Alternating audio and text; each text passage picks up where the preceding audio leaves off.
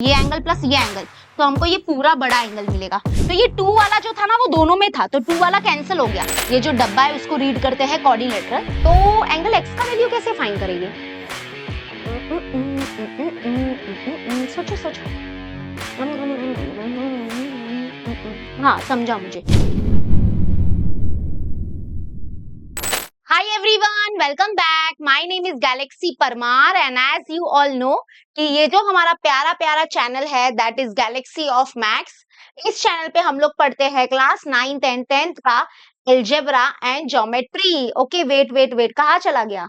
हमारा चैनल यहाँ पर है। ओके तो ये चैनल है और हाय मेरा नाम गैलेक्सी परमार है।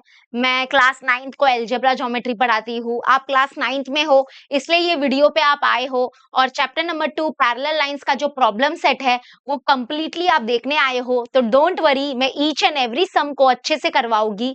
लेकिन उससे पहले अगर आप इस चैनल पे नए हो तो मैं आप लोग को देना चाहती हूँ एक प्लेलिस्ट जिसमें आपको एल्जेब्रा एंड ज्योमेट्री के सारे चैप्टर्स मिल जाएंगे। तो ये हमारा गैलेक्सी ऑफ मैक्स का चैनल है। यहाँ पे प्लेलिस्ट के सेक्शन में जाना आप लोग, तो यहाँ पर आपको क्लास 9th का ये वाला प्लेलिस्ट मिलेगा। तो जैसे आपको पता है क्लास 9th में आपको एल्जेब्रा में है टोटल 7 चैप्टर्स और ज्योमेट्री में है टोटल 9 चैप्टर्स। तो 7 + 9 करोगे तो मिलेगा 16, यानी कि पूरे 16 वीडियोस है इस प्लेलिस्ट में। और आपको यहाँ पे आपको सब कुछ मिल जाएगा।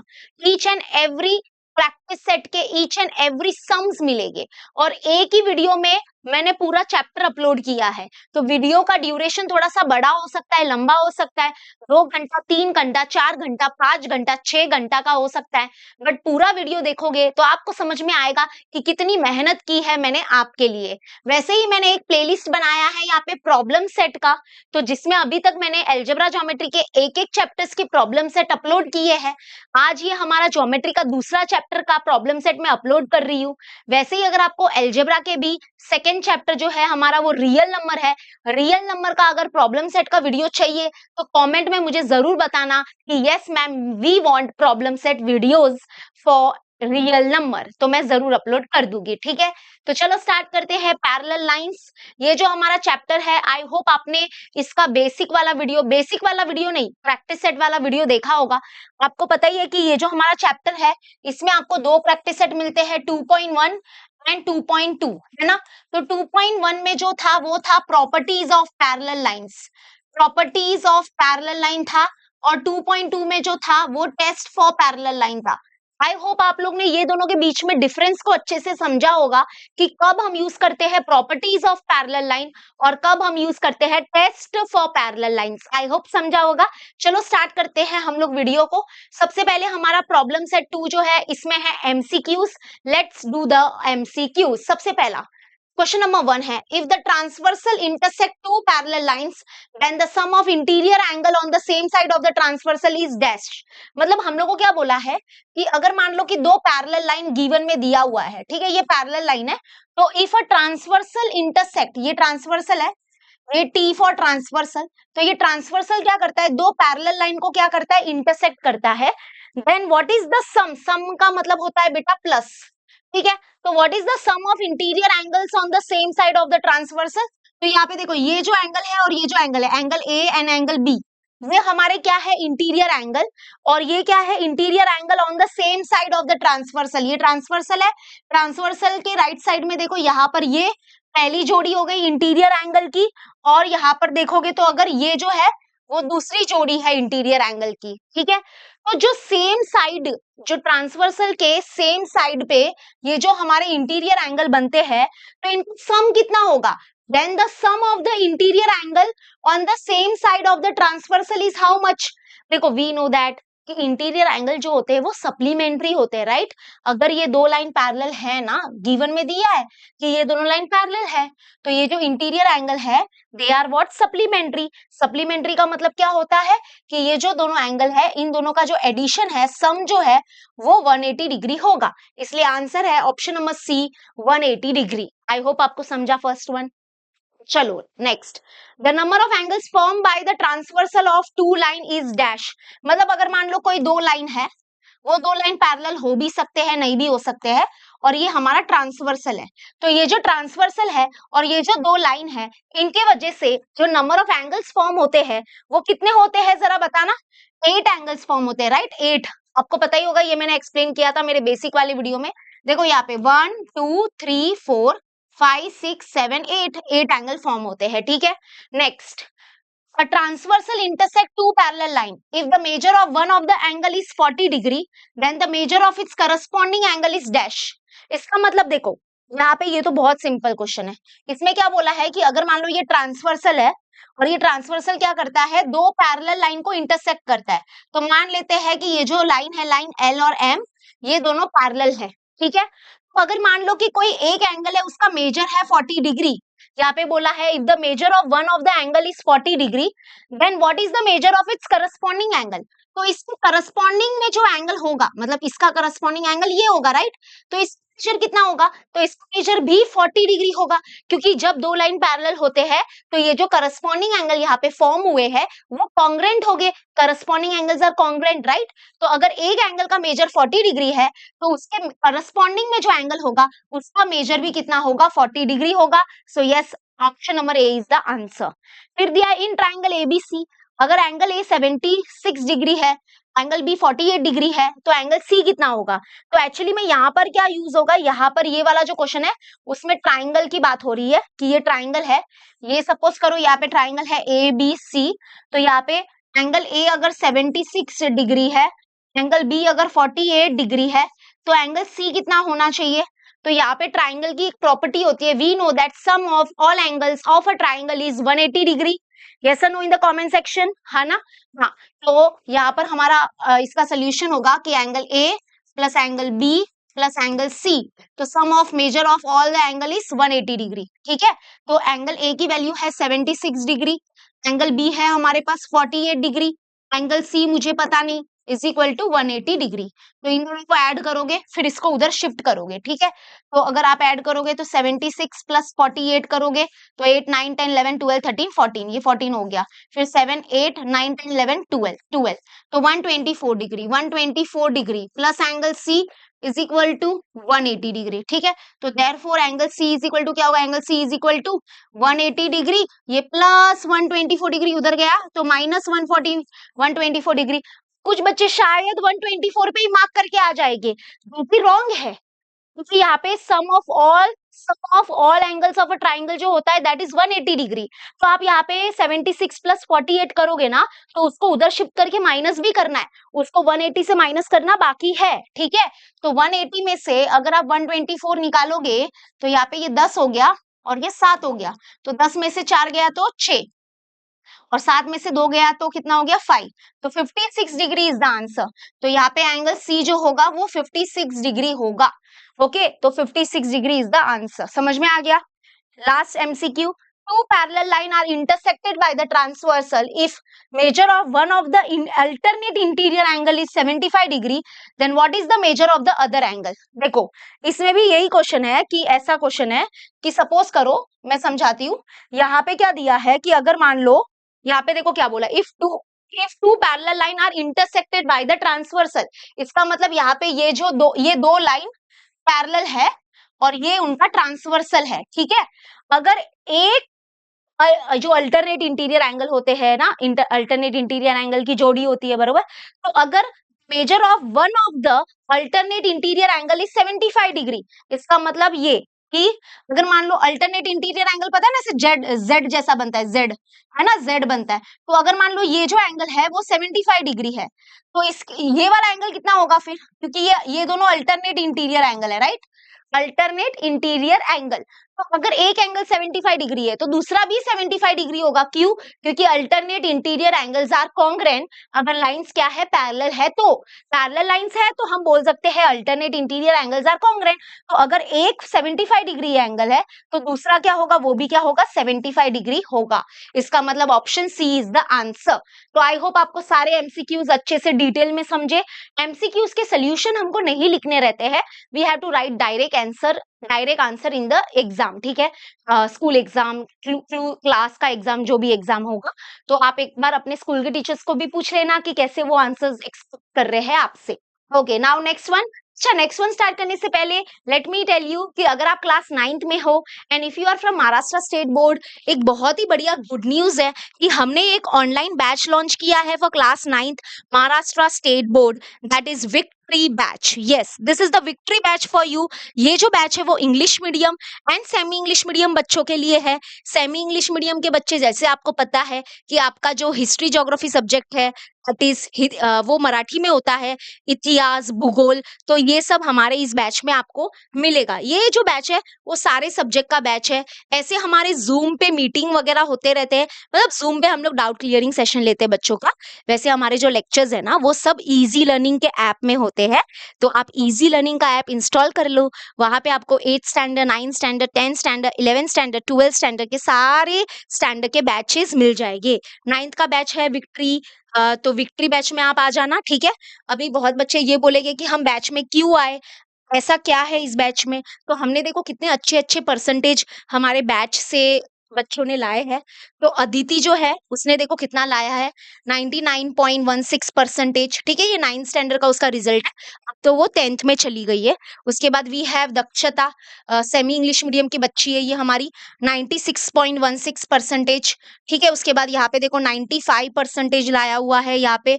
ओके, तो यहाँ पे बहुत सारे बच्चे हैं जिन्होंने बहुत अच्छे अच्छे परसेंटेज लाए हैं। हमारे विक्ट्री बैच के टीचर से आप मिलोगे, चलो ये देखो यहाँ पे शुभम सर है जो आपका साइंस सब्जेक्ट लेंगे, ठीक है। उसके बाद नीलिमा मैम जो है वो इंग्लिश मीडियम का हिस्ट्री ज्योग्राफी सब्जेक्ट लेंगे, हिस्ट्री एंड ज्योग्राफी सब्जेक्ट, ठीक है।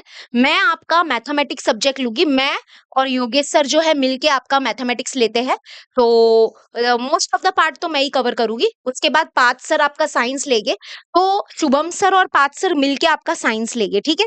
फिर शैलेश सर जो है वो संस्कृत लेंगे, चंद्रशेखर सर इंग्लिश लेंगे, फरीन मैम जो है देखो, फरीन मैम जो है वो मराठी मीडियम, सॉरी जो हमारे कौन से, हाँ semi English medium, yes semi English medium जो है ना, उनका जो सोशल स्टडी है ना वो फरीन मैम लेंगे। और फरीन मैम जो है वो मराठी सब्जेक्ट भी लेते हैं।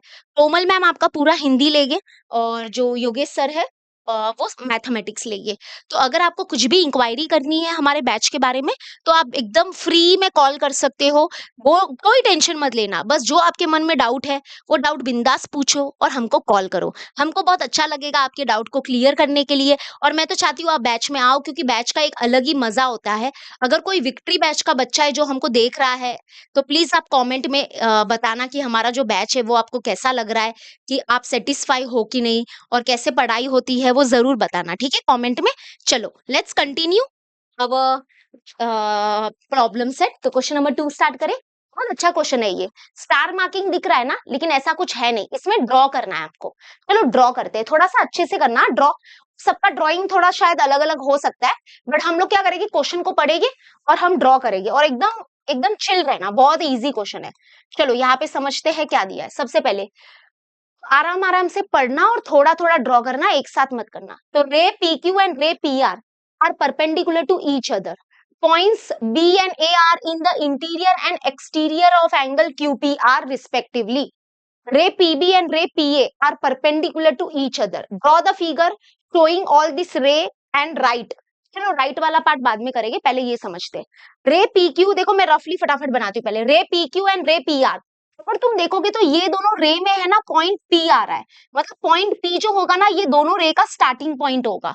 ठीक है, आपको पता है ना रे क्या होता है। रे ऐसा होता है जिसमें एक तरफ पॉइंट होता है और दूसरी तरफ एरो होता है। तो ये होगा हमारा रे पी क्यू, ऐसे समझो। ठीक है, तो ये हमारा स्टार्टिंग पॉइंट ऑफ द रे कहलाया जाता है। ठीक है, तो ये ऐसा कुछ होता है, तो पहले अच्छे से समझते हैं। रे पी क्यू देखो ऐसे समझो, ये रे पी क्यू है और ये रे पी आर है। ठीक है, ये पी पॉइंट इधर रहेगा क्योंकि पी जो है वो दोनों रे में आ रहा है।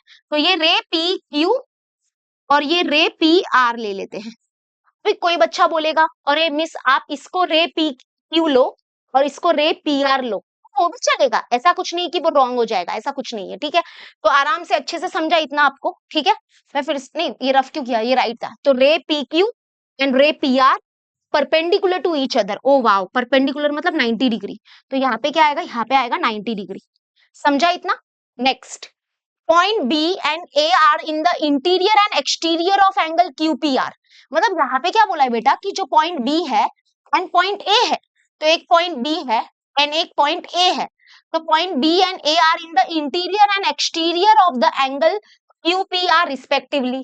तो एंगल QPR तो ये है हमारा, यही है एंगल QPR, ठीक है, यही है। एक पॉइंट देखो, एक पॉइंट बी, एक पॉइंट कहां पर है, ये ये एंगल है, तो एंगल का अंदर मतलब ये इनसाइड हो गया, तो एक पॉइंट ये इनसाइड हो गया और ये बाहर आउटसाइड हो गया। आउटसाइड मतलब ये, आउटसाइड मतलब ये सब आउटसाइड ही है, ठीक है। तो ये पूरा बाहर हो गया, ये अंदर हो गया। कौन सा पॉइंट अंदर है, कौन सा पॉइंट बाहर है पता है? तो यहाँ पे क्या बोला है, ray point B point A are in the interior and exterior. तो पहले इंटीरियर लिखा है ना, तो इसका मतलब जो पॉइंट बी है ना वो इंटीरियर में है और जो पॉइंट ए है ना वो एक्सटीरियर में है, ठीक है। तो यहाँ पे देखो बोला है point B and A are in the interior and exterior of angle QPR respectively. Respectively respectivity क्या बोल रही हूँ भाई मैं, रिस्पेक्टिवली, हाँ रिस्पेक्टिवली क्यों लिखते हैं पता है? क्योंकि ये बोलना चाहते हैं कि बी इंटीरियर में है और ए एक्सटीरियर में है। तो यानी कि हमारा पॉइंट बी अंदर है, तो कहीं पे भी लो बस अंदर लेना। तो बी इधर लेते हैं, ये बी हो गया, और ए को बाहर ले लेते हैं, इधर ले लेते हैं। अगर ए को इधर लेना है, इधर लेना है, इधर लेना है, जिधर लेना है लो, बट प्लीज थोड़ा सिंपल ही रखो। अगर मैंने बी ए दोनों को ऊपर ही ले लिया, ये बी अंदर है एंगल के, इंटीरियर में है, और ए बाहर है, एंगल के बाहर है, ठीक है, समझा इतना? तो अभी तक हमने क्या क्या सीखा, अभी तक हमने क्या क्या समझा कि एक है रे PQ एंड एक है ray PR। This both the ray are perpendicular to each other, और P दोनों में सेम कॉमन पॉइंट है, ठीक है। और फिर यहाँ पे बोला है पॉइंट, हाँ point B and point A are in the interior and exterior of the angle QPR। अभी अभी बनाएंगे ray PB and ray PA are perpendicular to each other. तो रे PB मतलब ये रहा, पॉइंट P इधर है और पॉइंट A B इधर है, पॉइंट P इधर है और पॉइंट B इधर है, तो ये होगा रे PB और ये होगा रे PA, और ये दोनों रे भी एक दूसरे को परपेंडिकुलर है, ऐसे देखो ये परपेंडिकुलर होगा कि नहीं होगा, ऐसे ऐसे परपेंडिकुलर मतलब इनके बीच में भी क्या होगा, 90 डिग्री का एंगल होगा। तो यहाँ पर लास्ट में बोला है ray PB and ray PA perpendicular to each other, draw the figure showing all this ray and right. मतलब टोटल 4 रे बन रहे हैं, ठीक है। तो अभी मैं लास्ट 2 रेस बना देती हूँ, ये हमारे हो गए। तो ये होगा रे PB और एक होगा रे PA, ये रे PA, ठीक है, डन, क्लियर है ना? ये रे PB, ये रे PA and this 2 ray are also perpendicular to each other. तो यहाँ पे मैं परपेंडिकुलर का सिंबल बनाऊं क्या, बना देती हूँ। तो ये जो दोनों व्हाइट कलर के रे है ना, देखो एक तो हो गया हमारा ये वाला येलो वाला, तो ये जो 2 येलो वाले रे है वो एक दूसरे को परपेंडिकुलर है, याद रखना, ठीक है। और ये जो 2 व्हाइट वाले रे है, ये वाला रे PA और रे PB, ये दोनों भी एक दूसरे को क्या है, परपेंडिकुलर है। तो आपको आधा मार्क्स, तो मतलब आधा मार्क्स मतलब जितना भी है, 2 मार्क्स का है तो 1 मार्क्स तो मिल गया आपको, है ना, क्योंकि आपने डायग्राम अच्छे से ड्रॉ कर दिया है। मान लो आपने कुछ अलग तरीके से डायग्राम ड्रॉ किया है तो भी चलेगा, शायद किसी का मतलब बस आप लोग फॉलो करो, जो बोला है उसको फॉलो कर रहे हो ना तो चलेगा, हो गया, आपका आंसर राइट है।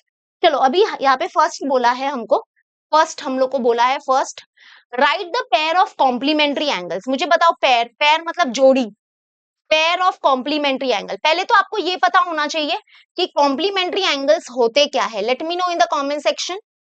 कॉम्प्लीमेंट्री एंगल्स क्या होते हैं? कॉम्प्लीमेंट्री एंगल्स मतलब कि अगर हम लोग कोई 2 एंगल को ऐड कर रहे हैं, कोई 2 एंगल है उनको ऐड किया और हमको क्या मिल रहा है, अगर 90 डिग्री मिल रहा है, तो मतलब जैसे कि मान लो कोई एंगल है, angle A and angle B, के angle A and angle B, तो अगर हम लोग ये दोनों एंगल को ऐड कर रहे हैं, तो अगर वो हमको आंसर दे रहा है 90 डिग्री, तो ये जो जोड़ी है angle A and angle B, ये जो जोड़ी है, they are known as complementary angles, a pair of complementary angles.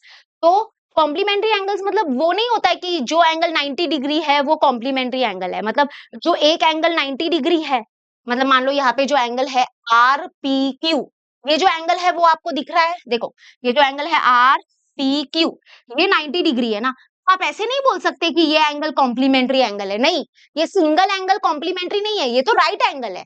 Complementary, a pair of complementary angles मतलब ऐसे 2 एंगल्स जिसको ऐड करने पे 90 आ रहा है, तो वो जो 2 एंगल है, वो जो जोड़ी है, उसको कॉम्प्लीमेंट्री एंगल्स बोलते हैं। तो यहाँ पे पता है ये होगा RPB, ये वाला एंगल, और BPQ, क्यू, ये वाला एंगल, क्योंकि जब आप इसको और इसको ऐड करोगे ना तो ये पूरा एक बड़ा वाला एंगल मिलेगा और जो कि 90 डिग्री है। क्या लगता है आपको मैं सही बोल रही हूँ?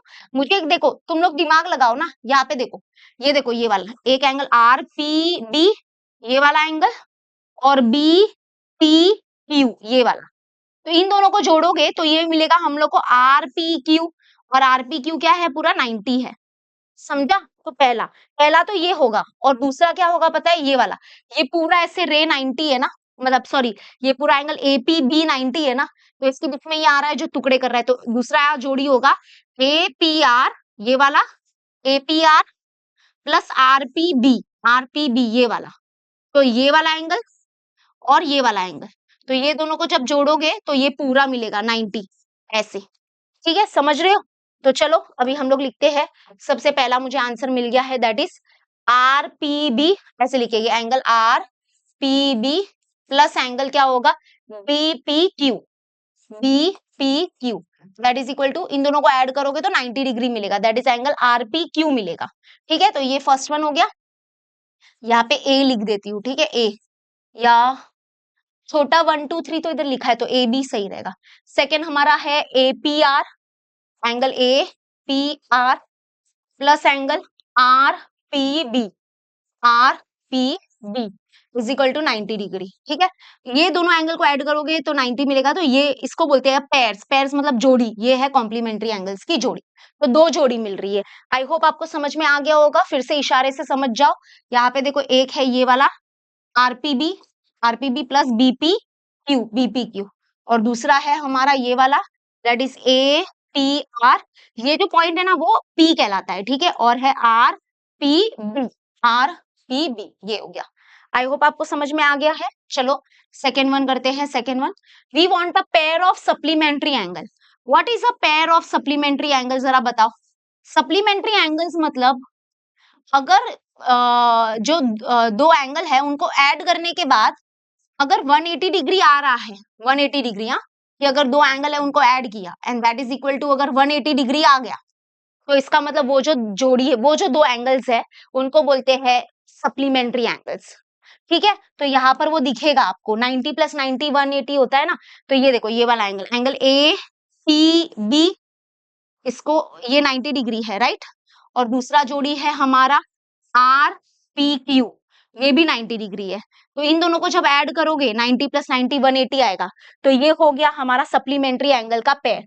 ठीक है, एक ही मिलेगा, एक ही मिलेगा, कौन सा बोलो, फिर से बोलो, A P B, angle A P B plus angle क्या होगा? Plus angle R P Q, R P Q, that is equal to 180 degree होगा, क्योंकि ये 90 है और ये भी 90 है, तो 90 प्लस 90 180 आएगा। आई होप आपको समझ में आ रहा है मैं कौन से एंगल की बात कर रही हूँ, पता चल रहा है आपको? ये एंगल एपीबी, एपीबी और एंगल आर पी क्यू, ये भी 90 है। ये मत देखो कि अरे वो दोनों तो एक दूसरे को टकरा रहे हैं, उनके बीच में तो ओवरलैपिंग हो रहा है, वो नहीं, क्योंकि ये 90 है ना बस, और ये 90 है ना, 90 प्लस 90 कितना होगा? 180 ना, बात खत्म हो गई। ठीक है, अब आ जाते हैं लास्ट एंड थर्ड। तो थर्ड हमको बोला है write a pair of congruent angles. मुझे बताओ what is congruent angle? Congruent angles मतलब इक्वल एंगल, मतलब जिनका मेजर इक्वल होगा, that is known as congruent angle. तो यहाँ पे आपको दिख रहा होगा 90 90 एंगल, है ना, ये देखो एंगल एपीबी 90 डिग्री है और आरपीक्यू 90 डिग्री है, तो ये दोनों ईच 90 डिग्री के हैं, तो दोनों कॉन्ग्रेंट एंगल हुए ना, इक्वल एंगल हुए, है ना। तो अभी हम लिखेंगे a pair of congruent angles,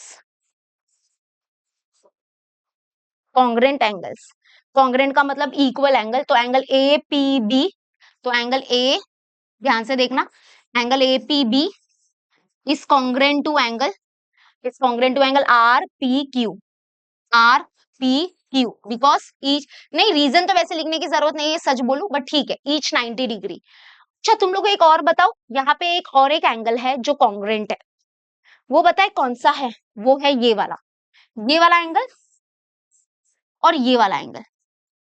अब मैं तुम लोग को बताती हूँ कि क्यों, कौन सा बता रही हूँ पता है? एंगल ए पी आर, मैं लिख लेती हूँ फिर तुम लोग को बताती हूँ इसका रीजन क्या होगा। Angle A P R is congruent to ये वाला, हाँ ये वाला एंगल ए पी आर और B P Q, B P Q. लेकिन इसका रीजन क्या है, इसका रीजन मैं यहाँ पे देती हूँ, ठीक है। तो देखना, हाँ तुम लोग देखना, बहुत इंटरेस्टिंग है, यहाँ पे देखना सब लोग सुनना। देखो तुम लोग ने जो फर्स्ट वाला है ए वाला, ए वाले में क्या बोला कि angle APB, angle APB congruent है किसको, एंगल आरपीक्यू को, आरपीक्यू को, बरोबर, ईच 90 डिग्री।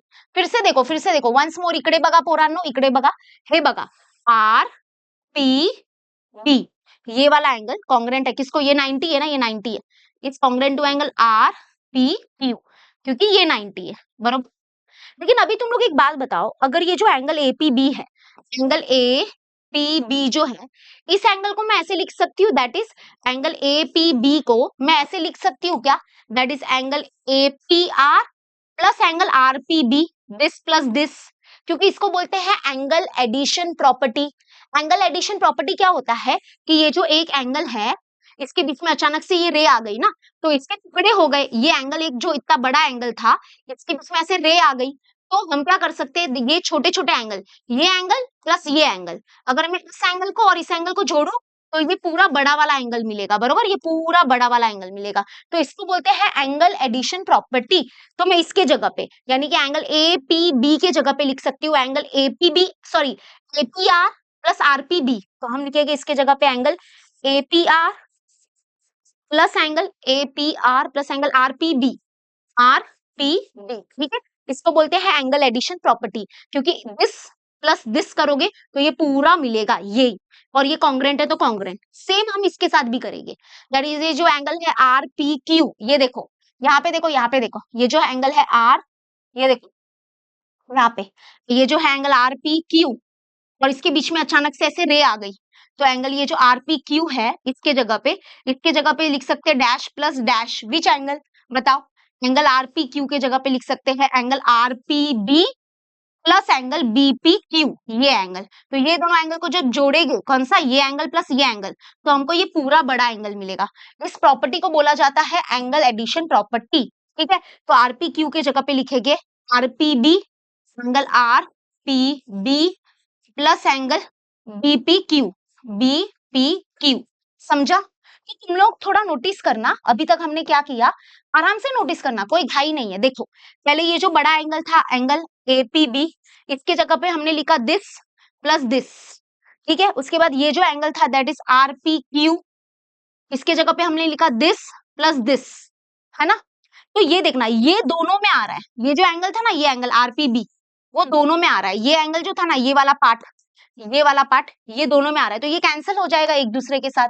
तो मतलब हम क्या कर सकते हैं, आरपीबी कैंसिल हो गया क्योंकि बीच में इक्वल साइन है, तो ये प्लस आरपीबी कैंसिल हो गया, तो यहाँ से क्या बचा, यहाँ से बचा एंगल एपीआर, और बीच में क्या है, कॉन्ग्रेंट साइन, और यहाँ से बचा एंगल बीपीक्यू, तो ये दोनों क्या हो जाएगी, इक्वल, है ना। तो यही लिखा था एपीआर और बीपीक्यू, मतलब ये कौन से एंगल है, फिर से देख लो, देखो ये एक्चुअली में क्या हुआ ना, ये जो एंगल था एपीबी, ये क्या था, दैट इज इक्वल टू ये 1+2 था, है ना, 1+2 था, और ये वाला जो एंगल है, ये वाला एंगल, ये क्या था, दैट इज 2+3 था, 2 और ये 3 था, तो ये 2 वाला जो था ना वो दोनों में था, तो 2 वाला कैंसिल हो गया, तो इसका मतलब ये एंगल, ये नंबर 1 एंगल और ये लास्ट का ये 3 एंगल, ये दोनों एंगल फिर क्या हो गया, ये तो इक्वल था, ये कॉन्ग्रेंट, ये कैंसिल हो गया, तो लास्ट में क्या बचा, this angle plus this angle, तो ये दोनों एंगल कॉन्ग्रेंट मिल गए, ये क्योंकि ये कैंसिल हो गया, तो ये देखो, ये एंगल एपीआर और बीपीक्यू, तो ये एंगल बीपीक्यू, ये दोनों इक्वल हो गए।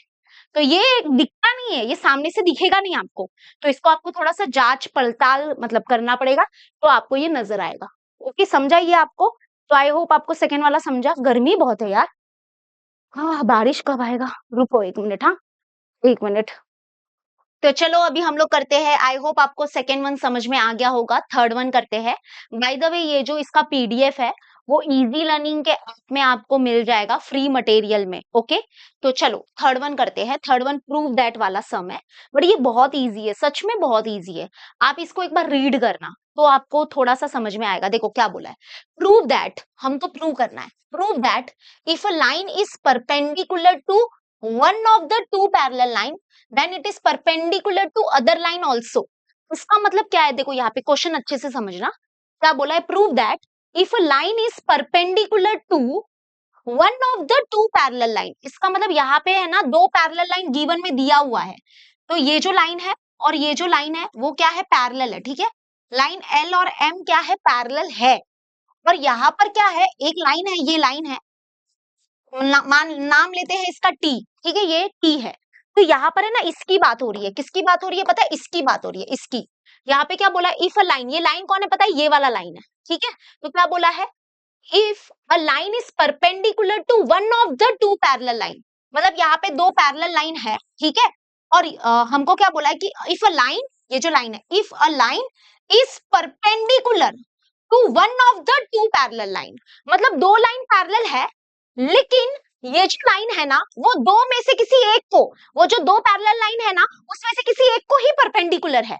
तो हम क्या लेते हैं कि ये जो लाइन टी है ना, ये जो टी लाइन है ना, ये दो लाइन पैरेलल है, ये दो लाइन पैरेलल में से वो किसी एक लाइन को ही परपेंडिकुलर है। तो इसका मतलब यहाँ पर गिवन में ये होगा कि ये जो लाइन एल है, ये जो लाइन एम है, नंबर वन वो पैरेलल है, और ये जो हमारी लाइन टी है, ये जो लाइन टी है, ये जो लाइन टी है वो क्या है, परपेंडिकुलर है किसको, लाइन एल को। जो दो पैरेलल लाइन है ना उसमें से किसी एक को ही परपेंडिकुलर है, तो यहाँ पे परपेंडिकुलर का सिंबल बना दिया, ठीक है, समझो। If a line is perpendicular to one of the two parallel line, तो जो दो पैरेलल लाइन है उसमें से किसी एक लाइन को ही ये जो लाइन टी है वो परपेंडिकुलर है। तो हमको क्या प्रूव करना है, then is perpendicular to other line also, मतलब प्रूव करो कि ये जो लाइन टी है वो ये जो लाइन एम है, ये जो दूसरा लाइन है उसको भी परपेंडिकुलर है। तो हमको ये प्रूव करना है। देखो इसमें गिवन में क्या क्या आएगा, क्योंकि ये एक थ्योरम की जैसा है, तो यहाँ पर हमको सब कुछ लिखना पड़ेगा। सबसे पहले आता है गिवन, उसके बाद आता है इसका टू प्रूफ, उसके बाद आता है प्रूफ, ठीक है, उसके बाद आता है प्रूफ। तो सबसे पहले गिवन में ये होगा कि नंबर वन ये दोनों लाइन पैरेलल है, कौन, line L is parallel to line M, okay, ये पैरेलल है। उसके बाद हमारा नेक्स्ट है कि ये जो लाइन टी है, ये जो लाइन टी है वो परपेंडिकुलर है क्या, दोनों में से किसी एक लाइन को, दोनों में से किसी एक लाइन को परपेंडिकुलर है, तो ये एल। हमको प्रूव करना है कि ये जो लाइन टी है वो परपेंडिकुलर है किसको, अदर लाइन को भी, यानी कि लाइन एम को परपेंडिकुलर है। मतलब बेसिकली यहाँ पर भी क्या आना चाहिए, ये भी 90 डिग्री होना चाहिए, होना चाहिए। तो हम इसको ऐसे यहाँ पे इशारा नहीं लगा सकते हम लोग, ठीक है। तो यहाँ पे बस है prove that if a line is perpendicular to one of the two parallel line then it is perpendicular to other line also। तो मतलब ये जो लाइन है वो दूसरे लाइन को भी क्या है, परपेंडिकुलर है, ये शो करो, ठीक है। मैंने पीछे ना और अच्छे से बनाया हुआ है इसको, तो मैं पीछे अच्छे से लिखती हूँ क्योंकि ये डायग्राम बहुत अच्छा है यहाँ पर। तो आई होप आपको समझा होगा कि सबसे पहले गिवन लिखते हैं, फिर टू प्रूव लिखते हैं, फिर प्रूफ लिखते हैं, और डायग्राम कंपलसरी यहाँ पे बनाना पड़ेगा आपको, ठीक है। तो यहाँ पर ये दोनों लाइन पैरेलल है और ये जो लाइन P है वो परपेंडिकुलर है किसको, L को। तो अभी हम ये कैसे बताएंगे, मतलब अभी हमारा टारगेट क्या है कि हमको शो करना है कि ये जो लाइन T है वो M को भी परपेंडिकुलर है। तो ये कैसे शो करेंगे, तो उसके लिए सबसे पहले है ना यहाँ पर क्या करो, यहाँ पर है ना ये ले लो, A ले लो, यहाँ पर ये जो एंगल है ना, एंगल A, ये A ले लो और ये B ले लो, यहाँ पे एंगल B ले लो, ठीक है। जानबूझ के लेने के लिए बोल रही हूँ, क्यों, कि तुम लोग को सच बोलूं ये इतना इजी है ना, सच बोलूं क्या है, यहाँ पे देखो, यहाँ पे ऑलरेडी लाइन पैरेलल है, यस और no in the comment section. Line L और लाइन एम पैरेलल है, तो यहाँ पे क्या यूज होगा, 2.1 का कॉन्सेप्ट यूज होगा कि 2.2 का कॉन्सेप्ट यूज होगा, 2.1 का कॉन्सेप्ट यूज होगा। और 2.1 का कॉन्सेप्ट है property of parallel line. Property of parallel line क्या है कि जब दो लाइन पैरेलल है, हमको पता है कि यहाँ पे देखो बहुत ही सिंपल लिखती हूँ कि यहाँ पे जो लाइन एल है वो क्या है, पैरेलल है किसको, लाइन एम को, ओके। एंड ये जो लाइन टी है, ये जो लाइन टी है वो क्या है, ट्रांसवर्सल है। यहाँ पे ये जो लाइन टी है वो क्या होगा, ट्रांसवर्सल होगा। सो वी नो दैट जब दो लाइन पैरेलल होते हैं और ये हमारा ट्रांसवर्सल है, ये जो दो लाइन पैरेलल है और ये जो हमारा ट्रांसवर्सल है, तो ये एंगल और ये एंगल क्या होगा, कॉन्ग्रेंट होगा।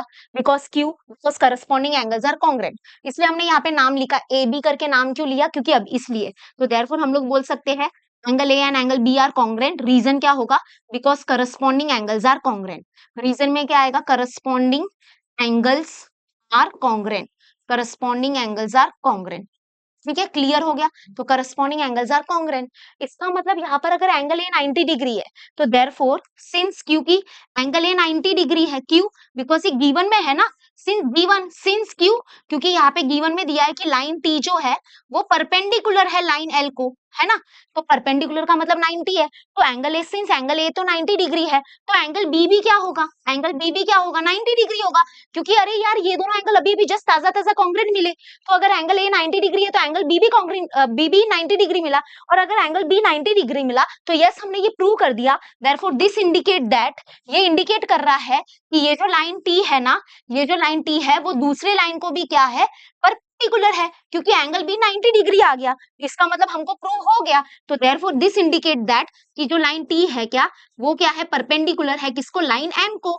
तो ये हो गया, देयरफॉर हमने प्रूव कर दिया। हम यहाँ से इसको लिख देंगे, यहाँ से लगा के यहाँ तक लिख दो, हम यहाँ पे लिखेंगे देयरफॉर ये प्रूव हो गया, हेंस प्रूव्ड, है ना। तो लास्ट में है ना फिर से एक बार क्या करने का?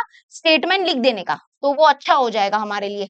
तो ये हो गया हेंस प्रूव्ड। समझो बात को, क्या बोला? तो हम लोग लिख देंगे therefore if a line is, इसका मतलब हो गया, हम लास्ट में ऐसे लिख देंगे, if a line is perpendicular to one of the two parallel line then it is perpendicular to other line also। मतलब ये जो लाइन T है वो लाइन M को भी क्या मिल गया? हमको परपेंडिकुलर मिल गया। समझा? क्या यूज किया पता है यहाँ पे? Property of parallel line use किया, that is corresponding angles are congruent use किया। ठीक है, तो बहुत ही सिंपल था ये, क्योंकि लाइन एल और लाइन एम क्या है? पैरेलल है, गिवन में दिया है, एंड टी ट्रांसवर्सल हो गया, तो ये दोनों एंगल कॉन्ग्रेंट हो गए, इसलिए इसका नाम ए रखा, इसका नाम बी रखा। ये कॉन्ग्रेंट हो गए because corresponding angles are congruent. तो एंगल ए 90 डिग्री है, क्यों ये 90 डिग्री है? क्योंकि ये लाइन टी जो है वो इसको परपेंडिकुलर है, ये गिवन में दिया है, तो एंगल बी भी 90 हो गया। और अगर एंगल बी 90 हो गया तो मतलब देयरफॉर हम बोल सकते हैं कि लाइन टी जो है वो परपेंडिकुलर है किसको? लाइन एम को, एंड हेंस ये प्रूव हो गया। डन डना डन, कितना इजी है यार, है ना। चलो नेक्स्ट वन करते हैं, क्वेश्चन नंबर 4। क्वेश्चन नंबर 4 में थोड़ा सा प्रिंटेड मिस्टेक लग रहा है, क्योंकि बताती हूँ क्या मिस्टेक है, लेकिन उससे पहले क्वेश्चन पढ़ते हैं। यहाँ पे बोला है measures of some angles are shown, मतलब कुछ एंगल के मेजर्स है, यहाँ पे 130 लिखा है। एक्चुअली में हाँ ये 130 है, ये 50 है, ऐसा गिवन में दिया है। तो हम लोग को बोला using the measure find, using the measures find the measures of angle X and Y, मतलब ये मेजर्स का यूज करके फाइंड करो angle X and Y. Okay, पहला क्वेश्चन है कि find the measure of angle X and Y, angle X और angle Y कितना है वो फाइंड करो। एंड हेंस हमको शो करना है कि line L is parallel to line M. Show करो कि ये जो दोनों लाइन है वो क्या है? पैरेलल है, ये शो करना है। तो यहाँ पे दो चीजें करनी है, ठीक है। तो यहाँ पे हम लोग सोल्यूशन स्टार्ट करते हैं। सोल्यूशन दो चीजें करनी है, याद रखना बेटा, कि सबसे पहले एंगल एक्स की वैल्यू फाइंड करनी है, एंगल वाई की वैल्यू फाइंड करनी है, एंड फिर हमको ये भी शो करना है कि ये जो दोनों लाइन है वो पैरेलल है, ये शो करना है। तो अगर कभी भी दो लाइन को पैरेलल शो करना रहता है ना, तो यहाँ पे 2.2 का कॉन्सेप्ट यूज होगा, दैट इज टेस्ट यूज होंगे। तीन टेस्ट है ना, तीन टेस्ट है ना पैरेलल लाइन के, corresponding angles test, interior angle test और अल्टरनेट एंगल टेस्ट। ठीक है, अभी पहले तो एंगल एक्स और वाई की वैल्यू फाइंड करते हैं। और यहाँ पे मैं प्रिंटेड मिस्टेक क्या है पता है? यहाँ पर है ना इशारा यहाँ पर दिया है, ये यहाँ पर ऐसा इशारा दिया है, ये वाला, ये मुझे ना थोड़ा जम नहीं रहा है। हम क्या करते हैं, एक मिनट, हाँ देखो यहाँ पर इशारा यहाँ पर दिया है, एक्चुअली में सीन इसका ऐसा है, मैं क्या बोल रही हूँ कि यहाँ पर ऐसा दिया है और एक्स यहाँ पर लिखा है। ओके, यहाँ पर ये यहाँ पर दिया है और वाई यहाँ पर लिखा है, तो कुछ समझ में नहीं आ रहा है इसका। एक्चुअली में इसका सीन ऐसा है, मुझे लगता है हमको एक्स इधर लिख देना चाहिए और वाई इधर लिख देना चाहिए।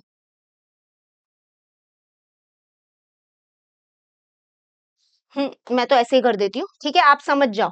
मतलब वैसे ये ऐसे नहीं करना चाहिए था इन लोगों को, या तो एक्स इधर ही रहने दो, इसको हटा देती हूँ और इसको हटा देती हूँ और वाई इधर ही रहने दो। नहीं, इससे मजा नहीं आएगा। मुझे लगता है एक्स को हटा देती हूँ मैं इधर से। वैसे भी एक्स इधर रहता, आंसर एक्स का एक ही आता, क्योंकि मैं तुमको एक्सप्लेन करती हूँ। देखो, अगर एक्स इधर है ना, अगर एक्स इधर है तो एक्स कैसे मिलेगा पता है? यहाँ पर है ना, यहाँ पर वर्टिकली अपोजिट एंगल्स, क्योंकि यहाँ पे ऐसे क्रॉस हो रहा है, राइट। जब दो लाइन ऐसे एक दूसरे को इंटरसेक्ट करते हैं ना ऐसा, तो यहाँ पर ये एंगल 130 डिग्री है और ये एंगल जो है वो हमारा, ये vertically opposite angles are congruent हो जाएगा। तो vertically opposite angles are congruent वाला प्रॉपर्टी है ना, वो पैरेलल लाइन का प्रॉपर्टी नहीं है, वो इन जनरल ऐसे ही प्रॉपर्टी है। और वैसे यहाँ पर भी देखो, यहाँ पर अगर y है तो भी कोई प्रॉब्लम नहीं है, क्योंकि ये देखो vertically opposite angles are congruent से ये देखो यहाँ पे भी ऐसा क्रॉस हो रहा है ना, तो ये 50 डिग्री है, तो ये भी एंगल y भी 50 डिग्री होगा। तो बेसिकली एंगल x का आंसर होगा 130 डिग्री और एंगल y का होगा 50 डिग्री। ठीक है, तो ये तो ठीक है, लेकिन है ना यहाँ पर है ना मुझे समझ में कुछ इतना खास आ नहीं रहा है, इसलिए मैं थोड़ा सा इसको कट कर देती हूँ। मतलब मैं क्या करती हूँ, x को यहाँ पे हटा के मैं यहाँ पे लिख देती हूँ और y को यहाँ से हटा के यहाँ पे लिख देती हूँ। फिर वो पैरेलल प्रूव करने के लिए अच्छा रहेगा। देखो यहाँ पर x लिखा और यहाँ पर मैंने y लिखा, तो किसी को कोई डाउट है क्या? मतलब अगर आपको इधर ही रखना है तो इधर ही रखो, वो भी कोई प्रॉब्लम नहीं है। लेकिन अगर मैं इधर रख दूं तो x की वैल्यू है ना vertically opposite angles are congruent से नहीं आएगी, वो आएगी ऐसे लीनियर पेयर एंगल्स, लीनियर, क्योंकि आपको पता है एक स्ट्रेट लाइन है और फिर ऐसे एक रे है और ये यहाँ पर ये देखो ये यहाँ पर 130 डिग्री है। ठीक है, ऐसे एक स्ट्रेट लाइन है और ऐसे ये है और ये एंगल कितना होगा, तो ये होगा लीनियर एंगल्स आर सप्लीमेंट्री। तो लीनियर एंगल आर सप्लीमेंट्री से भी आप देखोगे, हाँ, तो x की वैल्यू थोड़ी चेंज हो जाएगी। एक मिनट रुको, मैं समझती हूँ पीछे क्या है x की वैल्यू, उससे मुझे समझ में आएगा कि हमारा मुझे चेंज करने की जरूरत है कि नहीं है x को। ठीक है, वेट वेट समझा मुझे, मुझे जो मैं समझती हूँ, रुको टेक्स्ट बुक लेती हूँ, टेक्स्ट बुक, फिर 9th मैं x के वैल्यू को समझती हूँ कि इधर प्रिंटेड मिस्टेक है कि नहीं। वेट, तब तक आप वीडियो को लाइक कर दो। ठीक है, प्रॉब्लम सेट। x की वैल्यू 130 है, x की वैल्यू 130 है, मतलब x इधर ही रहना चाहिए था, x इधर ही रहना चाहिए था, बरोबर है, मतलब x की वैल्यू बरोबर है, डोंट वरी, राइट है। बस इसको हटा देती हूँ ताकि ये कंफ्यूज ना करे हमको, ये कंफ्यूज ना करे ये वाला। और y की वैल्यू 50 होगी, y की वैल्यू 50 होगी। ठीक है, y की वैल्यू 50 क्यों होगी, बिकॉज वर्टिकली अपोजिट एंगल, तो दोनों वर्टिकली अपोजिट एंगल से सही बैठ रहा है। उसके बाद पैरेलल कैसे प्रूव करोगे ये दो लाइन को, उसकी कहानी अलग है। पहले ये फाइंड कर देते हैं, सबसे पहला स्टेप है x और y की वैल्यू फाइंड करना। तो हम लोग लिखेंगे यहाँ पे, स्टार्ट करते हैं, बहुत ही ईजी सम है ये, किसी को कुछ चेंज नहीं करना है, बस मैंने इसको मिटा दिया क्योंकि वो कंफ्यूज कर रहा। तो angle x is equal to 130 degree and angle y जो होगा that is equal to 50 degree. Reason क्या होगा, दोनों के केस में सेम रीजन होगा, that is vertically opposite angles are congruent. ठीक है, यहाँ पे वर्टिकली अपोजिट एंगल्स फॉर्म हो रहे हैं, तो vertically opposite angles are congruent. अभी बात करते हैं कि दोनों लाइन को पैरेलल कैसे प्रूव करोगे, क्योंकि यहाँ पे पैरेलल नहीं है, यहाँ पे प्रूव करना है। तो आपको पता ही है ना कि जब भी हमको दो लाइन को पैरेलल प्रूव करना रहता है तो हमारे पास है test, that is corresponding angle test, alternate angle test, interior angle test. तो यहाँ पे कौन सा टेस्ट यूज होगा, यहाँ पे there are many test, but हम यूज करेंगे यहाँ पे इंटीरियर एंगल टेस्ट। क्यों पता है, क्योंकि यहाँ पर एंगल x का ताजा ताजा वैल्यू है 130 डिग्री और ये एंगल को हम कंसीडर कर लेते हैं, इसका नाम ले लेते हैं a। ठीक है, नाम कुछ कंसीडर करना पड़ेगा। तो यहाँ पर क्या है कि ये देखो, थोड़ा सा दिमाग लगाना, ये हमारे पास एंगल x है और इसकी वैल्यू ताजा ताजा आई है अभी 130 डिग्री, और ये एंगल पहले से हमारे पास है 50 ना, गिवन में है, इसको हम लोग करते हैं, कंसीडर करते हैं, इसका नाम लेते हैं, let us take as angle a। ठीक है, तो हम लोग यहाँ पे लिखेंगे consider angle A as shown in figure, consider angle A as shown in figure. तो आपको क्या करना पड़ेगा, अपने एग्जाम में ये डायग्राम को रीड्रॉ मतलब करना पड़ेगा और यहाँ पे ए लिखना पड़ेगा, तो टीचर को समझ में आएगा ना कि आप इसको ए क्यों ले रहे हो। ठीक है, ए लिया है, consider angle A as shown in figure. ठीक है, अभी ध्यान से देखना, अभी ये दोनों लाइन पैरेलल है, ये प्रूफ करना है। हमारे पास तीन टेस्ट है, corresponding angle test, alternate angle test and third है इंटीरियर एंगल टेस्ट। ठीक है, नंबर इधर उधर हो सकता है। तो इंटीरियर एंगल टेस्ट ने क्या बोला था, इंटीरियर एंगल टेस्ट ने बोला था कि दो जोड़ी होते हैं ना इंटीरियर एंगल्स के, तो ये इंटीरियर एंगल्स है, राइट, ये वाला एंगल, एंगल एक्स, और ये एंगल ए, ये इंटीरियर एंगल है। तो इंटीरियर एंगल टेस्ट ने क्या बोला था कि अगर इंटीरियर एंगल की जोड़ी, अगर इंटीरियर एंगल्स की जोड़ी अगर क्या है, दो जोड़ी होते हैं इंटीरियर एंगल्स के, उसमें से अगर एक भी जोड़ी इंटीरियर एंगल्स की सप्लीमेंट्री आ गई, सप्लीमेंट्री मतलब उन दोनों का एडिशन, मतलब इसका प्लस इसका, अगर इन दोनों का एडिशन आ गया, एडिशन एंगल एक्स और एंगल ए का एडिशन आ गया, अगर 180 डिग्री दो जोड़ी होते हैं इंटीरियर एंगल के, उसमें से अगर एक जोड़ी भी इंटीरियर एंगल का सप्लीमेंट्री आ गया तो therefore by interior angle test ये जो हो जाएंगे, ये जो दो लाइन है वो क्या हो जाएगी, पैरेलल हो जाएगी। तो हम यही तो पहले हमने एंगल एक्स और एंगल वाई की वैल्यू फाइंड की, वो तो बहुत ईजी था, vertically opposite angles are congruent से फाइंड की, ठीक है। और अभी हम लोग second practice set 2.2 practice set का कॉन्सेप्ट यूज करेंगे। 2.1 जो है ना कि property of parallel line, property of parallel line कितने पता है, 3 है, 5 नहीं है, 3 है।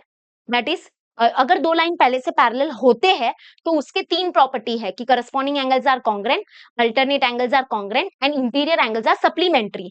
और जो दो प्रॉपर्टी मैंने एक्स्ट्रा बताई थी 2.1 में, क्या कि vertically opposite angles are congruent and linear pair angles are supplementary, वो प्रॉपर्टी ऑफ पैरेलल लाइन की नहीं है, वो इन जनरल प्रॉपर्टी है, ठीक है। वो कभी भी यूज कर सकते हो, कहीं भी यूज कर सकते हो। तो वो हमने ऊपर यूज किया है। अभी हमने बोला consider angle A as shown in figure. अभी अगर आप देखोगे तो जो एंगल एक्स है वो हमारे पास है 130 डिग्री एंड जो एंगल ए है वो हमारे पास है 50 डिग्री, बरोबर। तो अगर आप ये दोनों एंगल को ऐड करके देखोगे तो देखो कि क्या इनका एडिशन 180 डिग्री आ रहा है कि नहीं, क्योंकि ये दोनों जो एंगल्स हैं वो इंटीरियर एंगल फॉर्म कर रहे हैं, यहाँ पे लाइन एल पे और लाइन एम पे, बरोबर। तो अगर इनका एडिशन 180 आ गया तो वाओ वाओ वाओ वड़ा पाओ, इसका मतलब कि बाय इंटीरियर एंगल टेस्ट ये दोनों लाइंस हो जाएंगे पैरेलल। तो आप डायरेक्टली ऐसे मत लिखोगे angle X plus angle Y is equal to 180 because interior angles are supplementary, वो सब गलत है यार, वो नहीं लिखेंगे।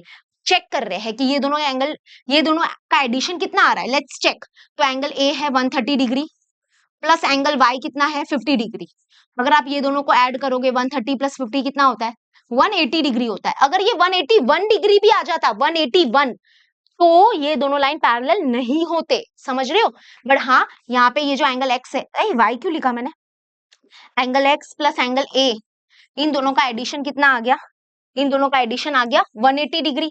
यहाँ पे कुछ भी रीजन नहीं आएगा, इंटीरियर एंगल्स ऐसा कुछ रीजन नहीं आएगा, इंटीरियर एंगल टेस्ट वाला रीजन आएगा बट वो भी एंड में आएगा। तो यहाँ पे हम लोग लिखेंगे ये दोनों एंगल का एडिशन 180 डिग्री आया, तो देयरफॉर हम बोलेंगे कि angle X and angle Y, angle X and angle A, angle X and angle A form an interior angle, form an interior angle. ये दोनों एंगल क्या फॉर्म कर रहे हैं, they are forming an interior angle, interior angles on line L and line M, on line L and line M, and line M. When line this is transversal, लेकिन इसका नाम तो कुछ है ही नहीं, छोड़ो जाने दो, ट्रांसवर्सल मेंशन नहीं करेंगे। तो हम लिखेंगे angle X and angle A form an interior angles on line L and line M, so therefore, और ये सप्लीमेंट्री आ गए तो therefore by which test, therefore by interior angle test, by interior angle test. तो by interior angle test हम बोल सकते हैं कि जहां पे ये इंटीरियर एंगल फॉर्म कर रहे थे जिस दो लाइन पे, that is line L and line M, वो क्या हो गए पैरेलल। तो line L is parallel to line M, हो गया, ये रहा हमारा answer. By which test, by interior angle test. तो आई होप आपको ये पूरी कहानी अच्छे से समझ रही है कि कब यूज होता है इंटीरियर एंगल टेस्ट, कब होता है इंटीरियर एंगल की प्रॉपर्टी यूज। ओके, आई होप समझा। ये एंगल ए क्यों कंसिडर किया, क्योंकि इन दोनों का उपयोग करने का मेरा प्लानिंग था, ये वाला, ये एंगल और ये वाला एंगल, ओके, क्योंकि ये इंटीरियर एंगल फॉर्म कर रहे हैं लाइन एल और लाइन एम पे, ठीक है। चलो, आई होप समझ में आ गया। अब आ जाते हैं क्वेश्चन नंबर 4। क्वेश्चन नंबर 4 का मैं सोल्यूशन लिख के रखी हूँ क्योंकि इसमें हमारा टाइम बच जाएगा, ठीक है। लेकिन रुको, टेंशन मत लो। क्वेश्चन नंबर 4, क्वेश्चन नंबर 4, एक मिनट, नहीं नहीं नहीं नहीं, हाँ हाँ हाँ, बट ये नहीं, ये वाला सोल्यूशन सही है जो मैंने दिया था ना, ये ठीक है, क्योंकि वो थोड़ा सा अलग है।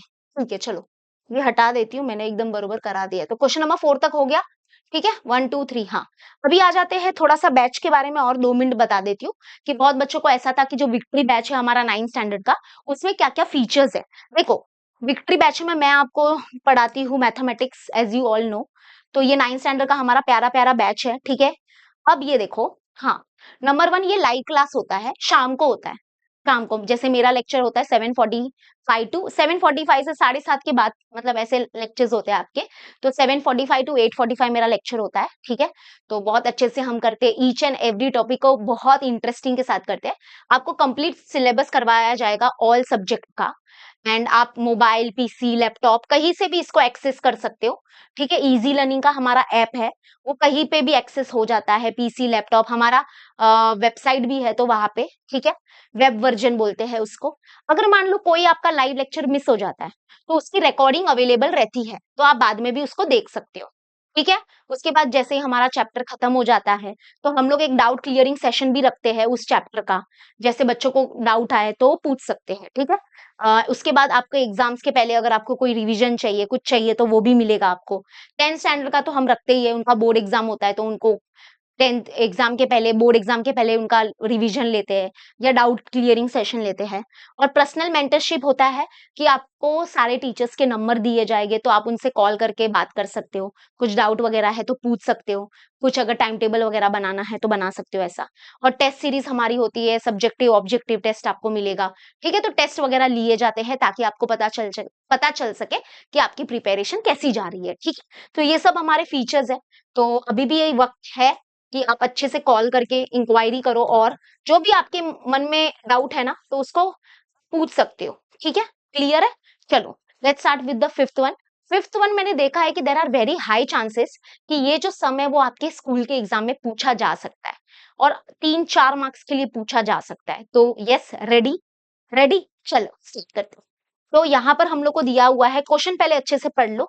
तो यहाँ पे बोला है कि ये जो लाइन AB है, ये जो लाइन CD है और ये जो लाइन EF है, ये तीनों लाइन पैरेलल है और ये जो QP है वो ट्रांसवर्सल है। ठीक है, फिर यहाँ पे हमको एंगल Y और एंगल Z का रेशियो दिया है।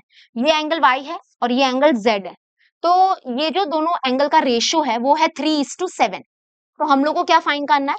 We have to find the measure of angle X. ठीक है, तो गिवन वगैरह लिख देना। हमेशा जो सोल्यूशन होता है ना ज्योमेट्री का, वो ऐसे फॉर्मेट में होता है, गिवन टू फाइंड सोल्यूशन। तो गिवन में आप लोग लिखोगे ये यहां से लगा के यहां तक, ये हो जाएगा आपका गिवन। ठीक है, ये आपका गिवन हो जाएगा। उसके बाद आएगा टू फाइंड। तो हमको क्या फाइंड करना है? हमको फाइंड करना है एंगल एक्स का वैल्यू। तो एंगल एक्स का वैल्यू फाइंड करेंगे and then let's come with the solution. तो सोल्यूशन स्टार्ट करते हैं। ठीक है, अब मुझे बताओ कि हम लोग को एंगल मेन जो गिवन है वो मैं लिख देती हूँ कि एंगल y और z का रेशियो दिया है 3:7। तो एंगल x का वैल्यू कैसे फाइंड करेंगे?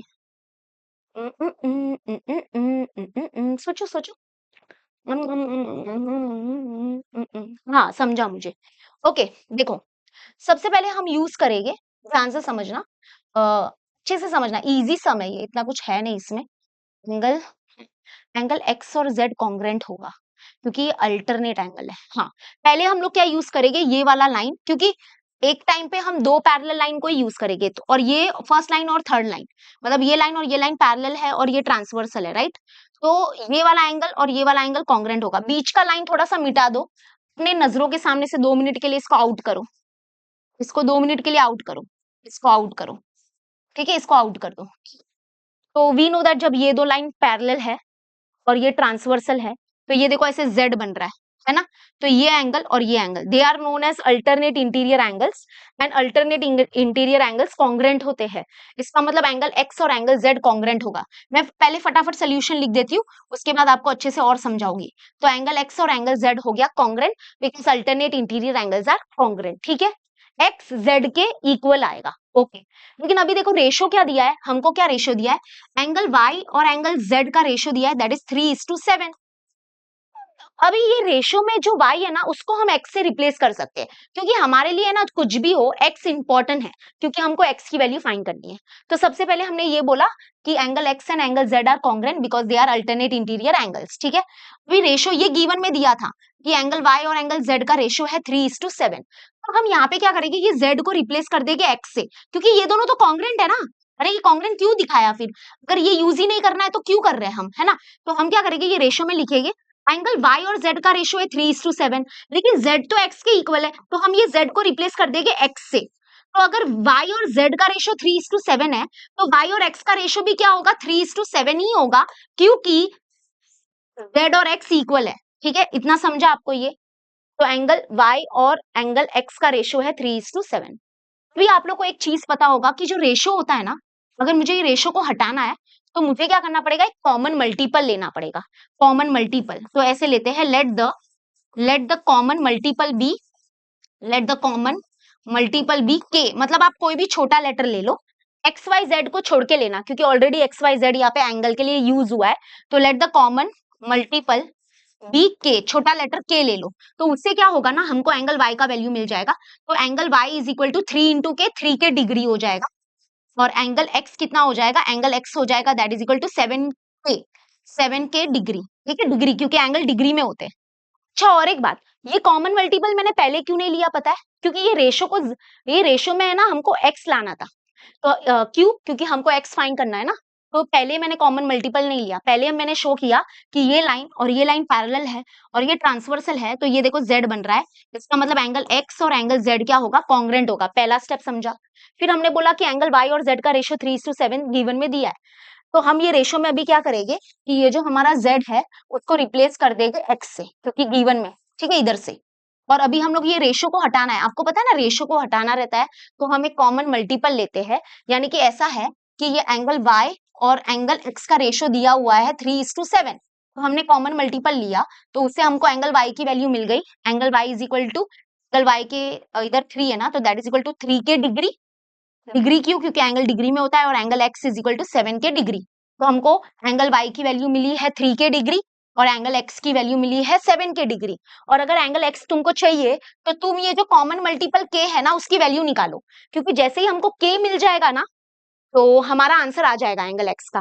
तो अभी हम लोग ये जो मैंने याद है तुमको बीच का लाइन मिटाया था, तो उसको सुलझा सिम सिम करती हूँ। अभी देखो, अभी हमारे पास क्या है, एंगल वाई है 3 के डिग्री और एंगल एक्स है 7 के डिग्री।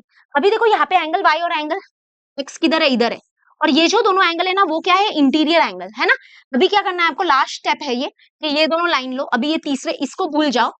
अभी ये देखो, ये लाइन और ये लाइन पैरेलल है और ये ट्रांसवर्सल है, तो ये दोनों एंगल कौन से हैं, एंगल एक्स और एंगल वाई कौन है, angle X and angle Y are interior angle, interior angle are supplementary. तो हम क्या बोलेंगे, angle X and angle Y are interior angle and interior angles are supplementary, है ना, 180 डिग्री। तो एंगल एक्स की वैल्यू कितनी है, 7 k degree, plus angle Y की वैल्यू क्या है, ये क्यों कर रहे हैं पता है, ये के लिए कर रहे हैं, के मिल जाएगा यहाँ से, ठीक। फिर के की वैल्यू यहाँ पे पुट करेंगे तो एंगल एक्स मिल जाएगा। तो यहाँ पे 3 के 7 के, ठीक है, इज इक्वल टू 180 डिग्री। तो 7 प्लस 3 कितना हो गया बताओ, 10, 10 k is equal to 180 degree. Okay, तो के की वैल्यू कितनी आ जाएगी, के इज इक्वल टू 180 डिग्री। और यहाँ पे ये मल्टीप्लाई में 10 है, ये डिवाइड में आ गया 10, डिवाइड में आ गया 10, तो 0 0 कैंसिल हो गया, तो के की वैल्यू आ गई 18 डिग्री। आ गया 18 आ गया। तो अभी मुझे बताओ x की वैल्यू क्या होगी, therefore angle x is equal to कितना था, ये हमारा 7 के था, तो 7 इंटू के की वैल्यू क्या है बताओ, के की वैल्यू है 18, तो 18 आएगा। तो कितना आ जाएगा, 18 इंटू 7, तो 7 8 जा 56, 7 1 जा 7, 8 9 10 11 12, तो 112 मतलब 126 डिग्री, तो 126 डिग्री इज द आंसर। कैसा लगा बताओ, इतना इजी है ना, बस थोड़े स्टेप्स याद रखो कि मैंने क्या क्या बोला। चलो जिसको नहीं समझा फिर से एक बार समझाती हूँ, ठीक है। V12 फाइन लिख दोगे, late me know in the comment section, V12 fine लिख दोगे, ठीक है। ओके, सोल्यूशन में सबसे पहले याद रखना हमने कौन से दो पैरेलल लाइन को लिया था, बीच वाली लाइन को भूल जाओ 2 मिनट के लिए, ठीक है। याद रखना कि हम क्या कर रहे थे, हम इसको मिटा देते हैं, इसको मिटा दो और स्टेप वाइज अच्छे से लिखो, ठीक है। चलो फिर से एक बार मैं सिखा रही हूँ सबको अच्छे से with proper writing and all, ठीक है। तो सबसे पहला स्टेप है, हम बोलेंगे line, line A B, okay एक मिनट, हाँ, line A B is parallel to line E F, okay, and transversal क्या है, line, line QP is transversal, line P Q या QP is transversal, okay. So therefore हम लिखेंगे angle X is congruent to angle Z, reason होगा alternate interior angles are congruent, तो alternate interior angles are congruent, are congruent, okay. इसको दे दो equation number 1। अभी now हम लोग के पास क्या है, वी हैव, हमारे पास रेशो है कि एंगल y और एंगल z का रेशो है 3:7, ये हम लोग को गिवन में दिया हुआ है। तो अभी हम इस रेशो में क्या करेंगे, z को रिप्लेस करेंगे x से, तो ये y ऐसे ही रहने दो और ये z को रिप्लेस कर दो x से, और जैसा है वैसा लिखो 3:7। लेकिन ये z को x से रिप्लेस क्यों किया, तो हम लिखेंगे फ्रॉम इक्वेशन नंबर 1, ठीक है, फ्रॉम इक्वेशन नंबर 1। अभी क्या करना है हमको, ये रेशियो हटाना है, रेशियो का साइन हटाना है।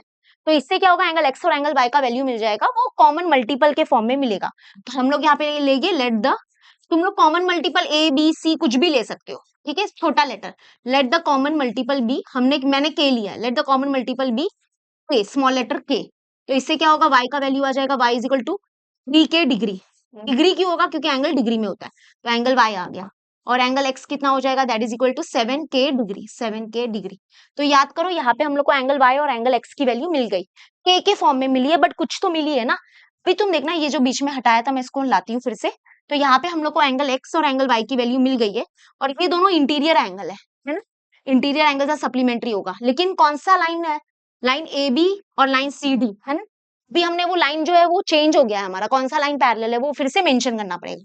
तो अभी हम लिखेंगे कि line A B is parallel to line C D, and transversal क्या होगा, line QP is transversal, line QP is transversal. ये फिर से क्यों लिख रहे हैं, क्योंकि ऊपर जो पैरेलल लाइंस थे वो अलग थे, अभी जो पैरेलल लाइंस है वो अलग है। अभी ये दोनों लाइन पैरेलल है, line A B and line C D is parallel and QP is transversal. तो angle X plus angle Y, angle x plus angle y is equal to 180 degree, because क्यों, interior angles are supplementary, interior angles are supplementary। Okay, अभी value को put करते हैं, तो value को put करेंगे तो एंगल x है 7k degree plus angle y है 3k degree is equal to 180 degree. अभी 7 प्लस 3 हो गया 10, तो 10k इज इक्वल टू 180, तो k इज इक्वल टू 180, ये मल्टीप्लाई में 10 है, ये डिवाइड में आ गया 10, तो 0 0 कैंसिल, तो k की वैल्यू आ गई 18 डिग्री, ठीक है, 18 आ गई। बट नाउ अभी ये नहीं है हमारा टारगेट, x है, तो angle x therefore angle x is equal to 7k degree, तो दैट इज 7 इंटू k, कितना है 18, तो 18 इंटू 7 कर लो, 18 इंटू 7, 7 8 जा 56, 7 1 जा 7, 8 9 10 11, तो 12 126 डिग्री, तो 126 इज द आंसर। क्लियर हो गया, इजी पीजी। चलो नेक्स्ट आ जाते हैं क्वेश्चन नंबर 6 तो बहुत इजी है, ये तो बच्चे वाला क्वेश्चन दे दिया यार तुम लोग को तो एकदम। देखो मैं बताती हूँ, यहाँ पर पैरेलल ऑलरेडी है कि line Q and line R are parallel, तो प्रॉपर्टीज यूज होना वाला है, ठीक है। P इज ट्रांसवर्सल, तो एंगल A हमारे पास है। देखो एक एंगल हमको, ये एक एंगल दिया है 80 डिग्री, और अभी हमको दो वैल्यू निकालनी है, F and G। Angle F बताओ, एंगल G बताओ। देखो एंगल F और G बताओ, तुम लोग को एक देखो शॉर्टकट वाला तुम्हारे स्कूल में चलता है तो बहुत बेटर है कि एंगल A 80 है ना, तो एंगल G भी 80 डिग्री होगा। क्यों पता है, क्योंकि they are alternate exterior angle.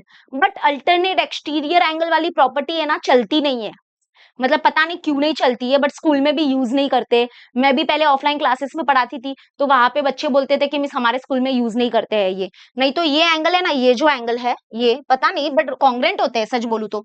ये वाला एंगल और ये जो एंगल है ये अल्टरनेट एक्सटीरियर एंगल है, तो ये कॉन्ग्रेंट होगा, तो ये 80 है तो ये भी 80 होगा, तो एंगल जी पक्का है, कैसे भी करो 80 आएगा। और अगर ये 80 है तो एंगल एफ कितना होगा पता है, 180 में से 80 निकालो, क्योंकि ये लीनियर पेयर एंगल्स है, linear pair angles are supplementary, है ना। तो 180 में से 80 निकालोगे तो बचेगा 100, तो एंगल एफ 100 डिग्री होगा, 100।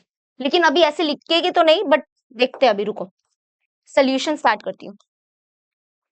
सोल्यूशन हम लोग को कुछ तो दूसरे वे से करना पड़ेगा, तो हम क्या करते हैं, पहले हम लोग ए से ई जाते हैं, ठीक है, ए से ई जाते हैं, क्योंकि ए और ये ई ये करस्पॉन्डिंग एंगल है, करस्पॉन्डिंग बेटर पड़ता है, क्योंकि ये दो लाइन पैरेलल है और ये ट्रांसवर्सल है। तो पहले हम ई निकालते हैं, ठीक है, तो हम ऐसे लिखेंगे कि line Q is parallel to line R and P is transversal, ठीक है, and line P is transversal.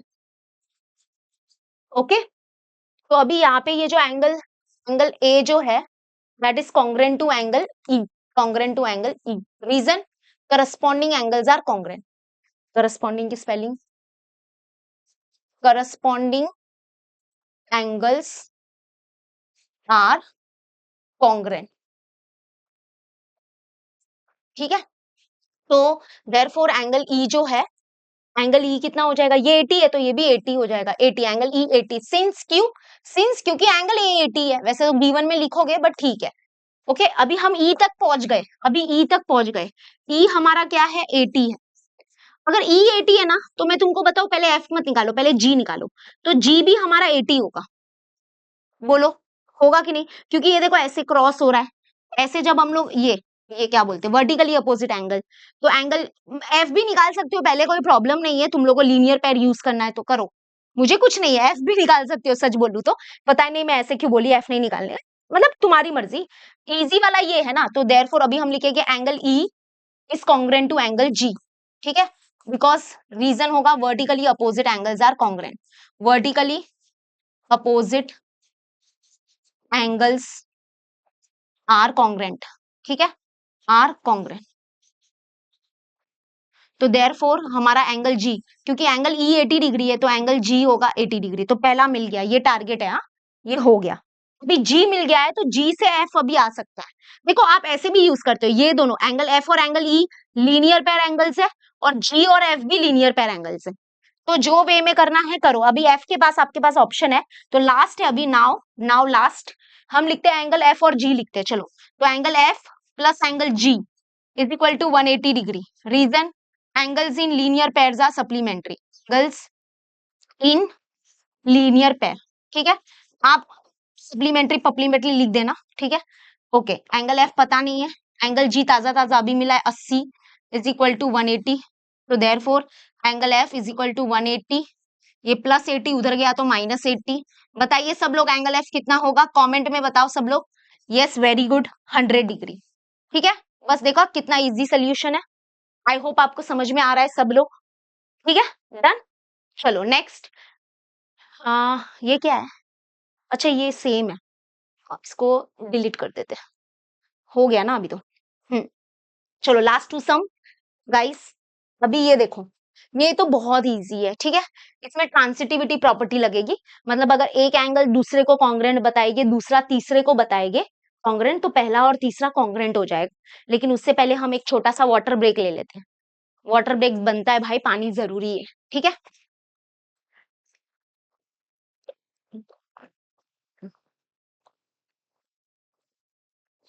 हाँ, चलो नेक्स्ट स्टार्ट करते हैं। तो यहाँ पे है, हमको बोला है कि लाइन ए बी, देखो ये लोग ने ना क्या शान पट्टी की है पता है, ये लाइन इतना छोटा बनाया है। भाई इसको बड़ा कर देते, क्या प्रॉब्लम होती है बट ऐसे जानबूझ के, देखो लाइन है ना, लाइन तो नेवर एंडिंग है भाई। ये एरो एरो इधर ही खत्म कर दिया, पता नहीं क्यों, बट ये लाइन और ये लाइन पी एफ है, ये सी एफ बोल दिया भाई, इसको सी और एफ बोल दिया क्योंकि चलेगा। क्योंकि इस लाइन के ऊपर जितने भी पॉइंट्स है, आप कोई भी दो लेटर से उसको बुला सकते हो ना, मतलब कोई भी दो पॉइंट लेने का। तो ये लाइन ए बी और ये लाइन सी एफ बोलो, इसको इसको पी एफ बोलो, सी एफ बोलो, डी एफ बोलो, एक ही बात है। तो ये दो लाइन पैरेलल है, ये दोनों लाइन पैरेलल है, और ये दोनों लाइन भी पैरेलल है। ये वाला line B C is parallel to D E, ठीक। प्रूव दैट, हमको क्या प्रूव करना है, ये जो एंगल एबीसी है, ये angle that is congruent to F D E. F D E किधर है भाई, ये रहा एफ डी ई, ये वाला। तो ये एंगल, ये जो एंगल है एबीसी, ये वाला एंगल, और एफ डी ई, ये वाला एंगल, तो ये दोनों एंगल को भाई कैसे कॉन्ग्रेंट बताए। एक्चुअली में ये दोनों का डायरेक्ट कनेक्शन नहीं होगा, आप देख लो डायरेक्ट कनेक्शन नहीं होगा। यहाँ पे है ना, ये एंगल से ये एंगल कॉन्ग्रेंट दिखाना है ना, तो यहाँ पे बीच में कोई बकरा बनेगा। बीच में बकरा बनेगा मतलब बीच का बंदर जो बोलते हैं ना, कि एक एंगल हम दूसरे, मतलब इसको एंगल नंबर मैं 1 देती हूँ, और ये एंगल नंबर 2 नहीं, ये 3 होगा। यहाँ पर एंगल नंबर 2 है कहीं पे, तो एंगल 1 2 को कॉन्ग्रेंट होगा, 2 3 को कॉन्ग्रेंट होगा, तो 1 और 3 कॉन्ग्रेंट हो जाएगा। इस प्रॉपर्टी को बोलते हैं ट्रांसिटिविटी, ठीक है। तो वो एंगल कौन होगा, सेकेंड एंगल वो बताती हूँ। तो ये देखो, ये एंगल नंबर 1 ले लो, ये एंगल नंबर क्या लेते हैं, 3। तो एंगल 2 कौन है पता है, ये है, ये बीसीडी, ये वाला, ये 2 है। बताओ कैसे, देखो ये दोनों एंगल कॉन्ग्रेंट है। इसमें क्या होगा, सबसे पहले ये वाली लाइन और ये वाली लाइन पैरेलल है, राइट। और ट्रांसवर्सल एक ही होगा ना, कोई ये ट्रांसवर्सल होगा। तो मुझे बताओ, ऐसे दो लाइन पैरेलल है, ये ट्रांसवर्सल है, तो ये एंगल और ये एंगल कॉन्ग्रेंट होगा कि नहीं होगा। ये एंगल ऐसे जेड बन रहा है, देखो ऐसे जेड, जरा तुमको इमेजिन तो करना पड़ेगा ना भाई, ऐसे थोड़ी ना है कि बिना इमेजिन किए तुम लोग चलोगे ऐसे। तो ये एंगल और ये एंगल कॉन्ग्रेंट होगा। तो मतलब कि ये हमारा 1 नंबर एंगल, ये नंबर 1 और ये नंबर 2 एंगल कॉन्ग्रेंट। तो angle 1 is congruent to angle 2। ऐसे 1 2 नाम मत दो, मैं इसको डिटेल में लिख के भी दूंगी। इसको इक्वेशन नंबर 1 दे दो, समझा? Because alternate interior angles are congruent, समझा? कौन से दो लाइन पैरेलल लिए? A B is parallel to C F and B C is transversal. तो angle 1 and angle 2 are congruent. अभी सेकंड क्या होगा पता है? ये और ये एंगल कॉन्ग्रेंट होंगे। क्यों? करस्पॉन्डिंग एंगल है ये। कहां पर पता है? अभी चेंज, अभी हमारा पैरेलल लाइन चेंज होगा। अभी हम लोग पैरेलल लाइन लेके ये लाइन और ये लाइन पैरेलल हो गए। तो अभी नेक्स्ट होगा ये सेकंड वाला, ये लाइन पैरेलल, ये लाइन पैरेलल है, याद है? और ये ट्रांसवर्सल, तो ऐसे ये ट्रांसवर्सल। तो ये एंगल नंबर 2 और ये एंगल नंबर 3, तो ये करस्पॉन्डिंग एंगल है कि नहीं? देख लो एल बन रहा है, देखो एल, यहाँ पे नीचे एल, नीचे एल, ऐसे। तो angle 2 is congruent to angle 3, equation number 2, because corresponding angles are congruent. तो एक बात बताओ, एंगल 1 एंगल 2 को कॉन्ग्रेंट है और एंगल 2 एंगल 3 को कॉन्ग्रेंट है। तो ट्रांसिटिविटी प्रॉपर्टी क्या बोलता है? एक एंगल दूसरे को कॉन्ग्रेंट है, दूसरा तीसरे को कॉन्ग्रेंट है, मतलब पहला और तीसरा कॉन्ग्रेंट होगा, पहला एंगल और तीसरा एंगल कॉन्ग्रेंट होगा। तो angle 1 is congruent to angle 3, और यही तो चाहिए था। एंगल 1 मतलब कौन? ये, दैट इज एबीसी। और एंगल 3 मतलब कौन? ये एफडीई। यही तो चाहिए, हो गया, डन। डन डना डन, झाला रे झाला। समझ रहे हो? Easy PG. ये डायग्राम थोड़ा छोटा, देखो ऐसे जब मैं ये छोटे छोटे मिनी डायग्राम्स बनाती हूँ ना, इसको है ना सर अपने टेक्स्ट बुक में बनाओ या अपने जो नोट्स होते हैं वहां पे बनाओ, क्योंकि कल को अगर आप मान लो फिर कभी पढ़ाई करने आओगे, कभी आप खुद से पढ़ोगे, तो आपको पता चलना चाहिए, अच्छा टीचर ने ऐसा बताया था। ठीक है, चलो इसको डिटेल में मैं लिखती हूँ और फिर आपको एक्सप्लेन करती हूँ। तो यहाँ पे देखो मैं सोल्यूशन लिख के आ गई हूँ, बहुत ही इजी है इसका सोल्यूशन। ठीक है, बहुत ही 2-3 लाइन में ही हो जाएगा, और अगर आप इतना लिखोगे तो आपको फुल मार्क्स मिलने वाला है। ठीक है, टेंशन नहीं लेने का। तो यहाँ पे देखो सबसे पहला स्टेप है, बस 2 स्टेप में काम हो रहा है। ठीक है, यहाँ पे देखो जैसे हमने इसको नाम दिया था एंगल नंबर 1। ठीक है, इमेजिन करना है ये 1 है और ये 2 रहेगा और ये हमारा 3 रहेगा। तो हम लोग को ये एंगल एबीसी को कॉन्ग्रेंट बताना है एफ डी ई के। तो सबसे पहले हम लोग क्या लेंगे? हम लोग कौन से दो लाइन पैरेलल कंसीडर कर रहे हैं? तो हम सबसे पहले ले रहे हैं ये लाइन और ये लाइन दोनों पैरेलल है, और ये हमारा ट्रांसवर्सल रहेगा। ठीक है, अगर आप चाहो तो छोटा सा मिनी डायग्राम अगर आपको बनाना है तो बना सकते हो, जैसे कि यहाँ पे ये लाइन और ये पैरेलल है और ये हमारा ट्रांसवर्सल है। ठीक है, तो ये दोनों लाइन पैरेलल है, ये ट्रांसवर्सल है, तो ये वाला एंगल नंबर 1 और ये एंगल नंबर 2 कॉन्ग्रेंट होगा, because alternate interior angles are congruent. तो किधर है ये एंगल जरा देख लो, यहाँ पे देखो ये लाइन पैरेलल है, ये ट्रांसवर्सल है, तो ये वाला एंगल और ये वाला एंगल कॉन्ग्रेंट होगा। तो कौन सी लाइन पैरेलल है? लाइन ए बी, एंड इसका नाम आप लोग सी एफ लिखो। देखो सी एफ, अगर आप पी एफ लिखते हो तो भी चलेगा, बट वहां पे सी एफ लिखा था इसलिए मैं सी एफ लिख रही हूँ। अगर आपने पी एफ लिखा तो चलेगा। तो line A B is parallel to C F and transversal है B C, and B C is transversal. So therefore angle A B C, हमारा ये एंगल ए बी सी जो होगा वो इसको कॉन्ग्रेंट होगा, that is angle B C D. ठीक है, एंगल बी सी डी को कॉन्ग्रेंट होगा। क्लियर? हाँ, एंगल बी सी डी को कॉन्ग्रेंट होगा। तो equation number 1, reason alternate interior angles are congruent, equation number 1 दे देना। फिर सेकंड, नेक्स्ट हम कौन सा लेंगे? देखो 1 इज कॉन्ग्रेंट टू 2 मिल गया, अभी हम दिखाएंगे 2 इज कॉन्ग्रेंट टू 3। तो 2 इज कॉन्ग्रेंट टू 3 दिखाने के लिए क्या होगा? ये करस्पॉन्डिंग एंगल है, बट डायरेक्ट नहीं लिख सकते। अभी क्या होगा ना, अभी जो दो लाइन पैरेलल है वो चेंज हो गया है, ऊपर जो दो लाइन पैरेलल था सेम वो नहीं है, अभी दूसरा है।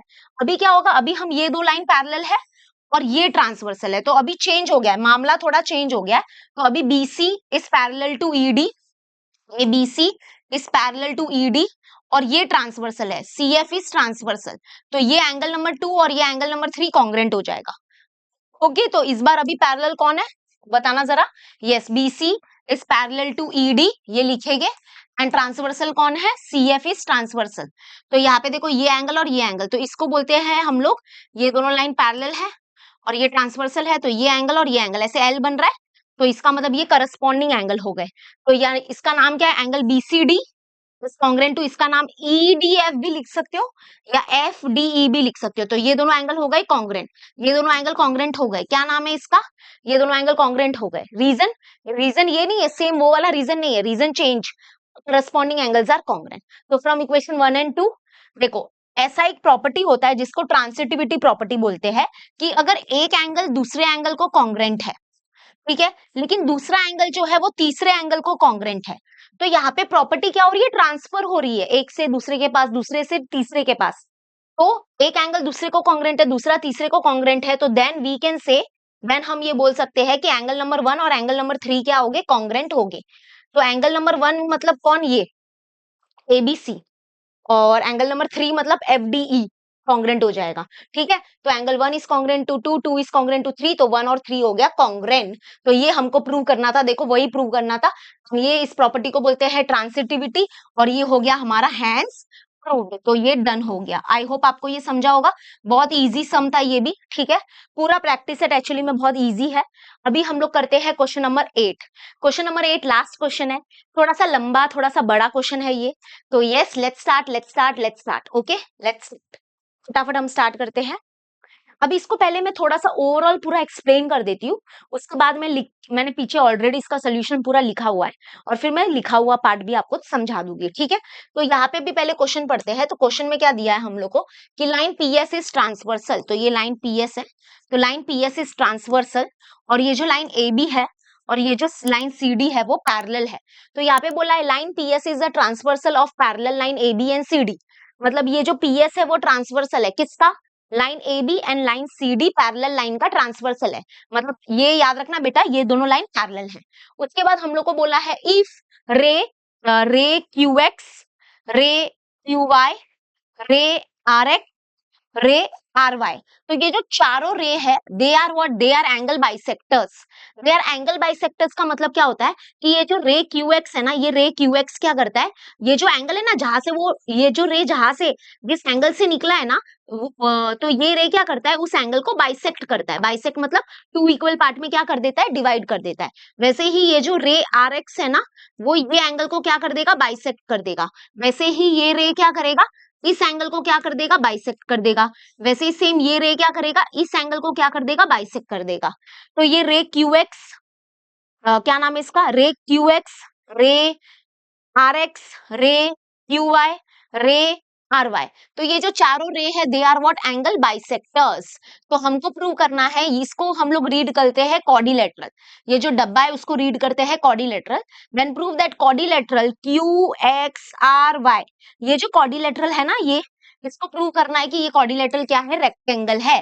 तो हमको प्रूव करना है कि ये कॉर्डिलेटरल रेक्टेंगल है। मुझे बात बताओ कि अगर किसी कॉर्डिलेटरल को हम लोग को रेक्टेंगल दिखाना है, मतलब ये जो कॉर्डिलेटरल है, कॉर्डिलेटरल का मतलब होता है एक ऐसा फिगर जिसके 4 साइड होते हैं, उसको कॉर्डिलेटरल बोलते हैं। ठीक है, अगर हमको शो करना है कि ये जो कॉर्डिलेटरल है वो रेक्टेंगल है, तो हमको क्या शो करना पड़ेगा पता है, इसके सारे एंगल्स हमको 90 डिग्री दिखाने होंगे। यस, ऐसा क्यों बेटा, क्योंकि जो रेक्टेंगल है ना उसका एक डेफिनेशन होता है, ये तुम लोग है ना चैप्टर नंबर 5 में समझोगे, क्योंकि चैप्टर नंबर 5 ज्योमेट्री का कॉर्डिलेटरल है। ठीक है, तो रेक्टेंगल का डेफिनेशन होता है कि अगर किसी कॉर्डिलेटरल के चारों एंगल्स 90 डिग्री होते हैं, quadrilateral having all the angle 90 degree, then that quadrilateral is known as rectangle।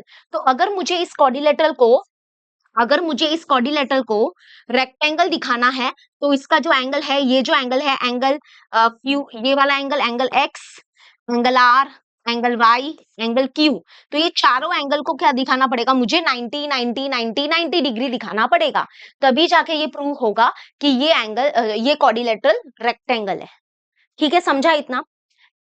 तो अभी क्या करें, हम कैसे दिखाए सारे एंगल्स को 90, और क्या गिवन में क्या है, देखो गिवन में दो चीज है, क्या कि नंबर 1 ये दोनों लाइन पैरेलल है, और ये जो चारों रे है ना वो बाइसेक्टर्स है। ठीक है, याद रखना बेटा, ये रे Q X, ray Q Y, ray R X, ray R Y, ये चारों रे बाइसेक्टर्स है, एंगल बाइसेक्टर्स।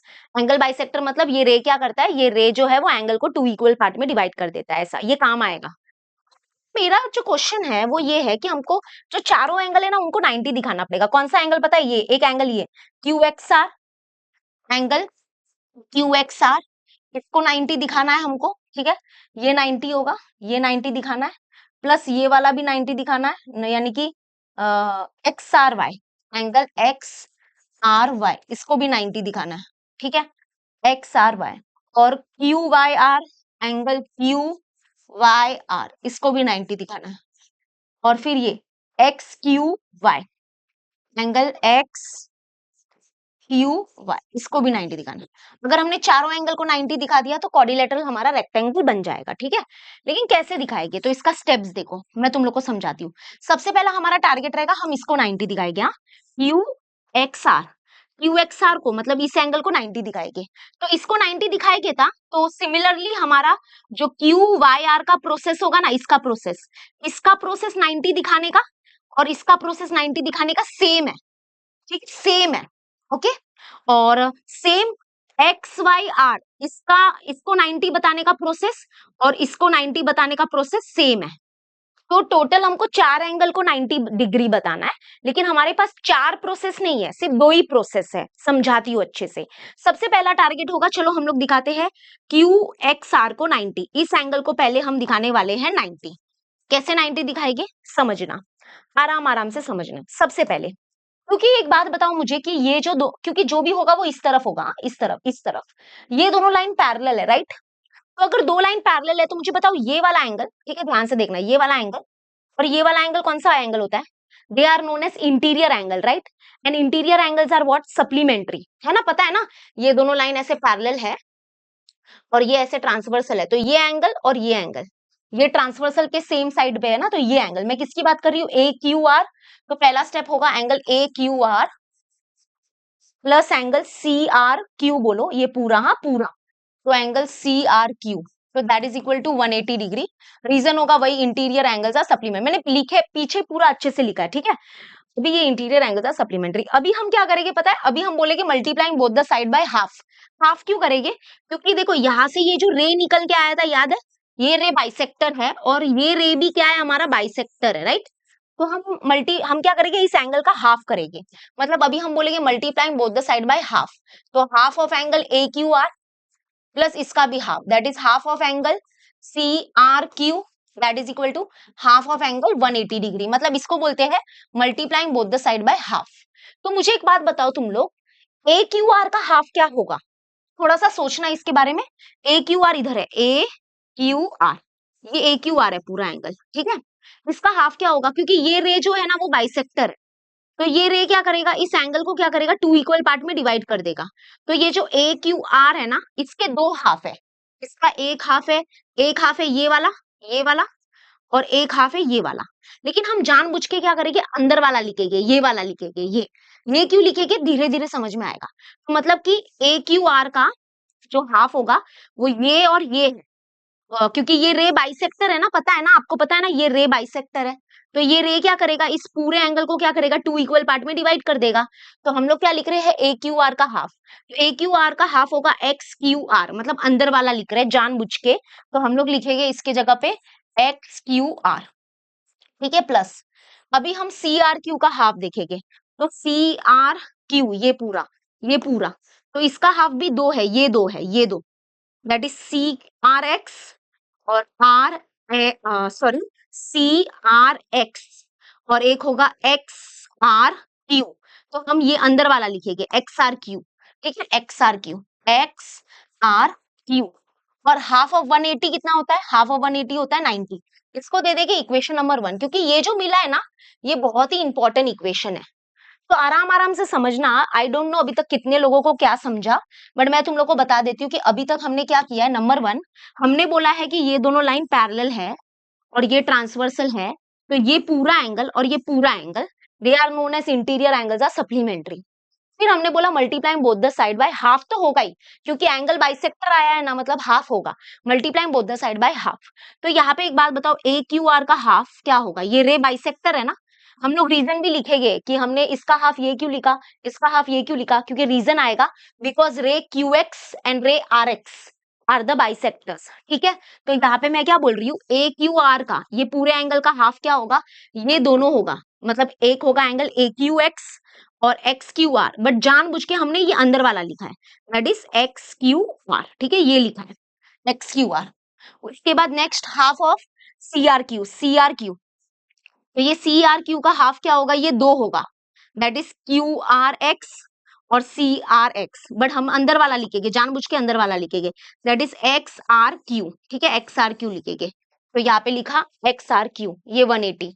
तो तुमको पता है ये दो एंगल कौन है, ये एंगल ये है, एक है एंगल ये वाला और ये वाला, ठीक है। ये वाला जो एंगल है वो ये है, दैट इज ये, और ये वाला जो एंगल है वो ये है, दैट इज ये। ठीक है, ये दोनों एंगल का मुझे सम मिल गया है 90।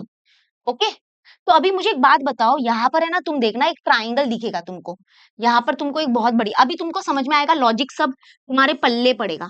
अब देखो ये एक ट्राइंगल है, ठीक है, ये एक ट्राइंगल है, तो यहाँ पे देखो इन ट्राइंगल, अभी मैं लिखूंगी in triangle X Q R, we know that sum of all angles of a triangle is how much, 180 degree होता है, ये तो पता ही है कि एक, है ना। तो यहाँ पे देखो ये वाला एंगल और ये वाला एंगल, ये दोनों एंगल का सम मेरे पास है 90। ओके, तो जो बचेगा वो कितना होगा, ये वाला एंगल कितना होगा बता। We know that sum of all angles of a triangle is 180 degree, लेकिन उसमें से मेरे पास क्या है कि ये दोनों एंगल का जो सम है, ये दोनों एंगल का सम 90 पड़ा हुआ है, तो ये जो बचेगा वो कितना होगा पता है, वो भी 90 होगा, क्योंकि इसके पास 180 में से इन दोनों ने 90 कब्जा करके रखा है, तो इस लौते के पास, अकेले के पास कितना बचेगा, 90 बचेगा। तो वही अभी देखो आ गया ना, यही तो चाहिए था, याद है, यही देखो, यही एंगल हमको 90 चाहिए था, समझ रहे हो।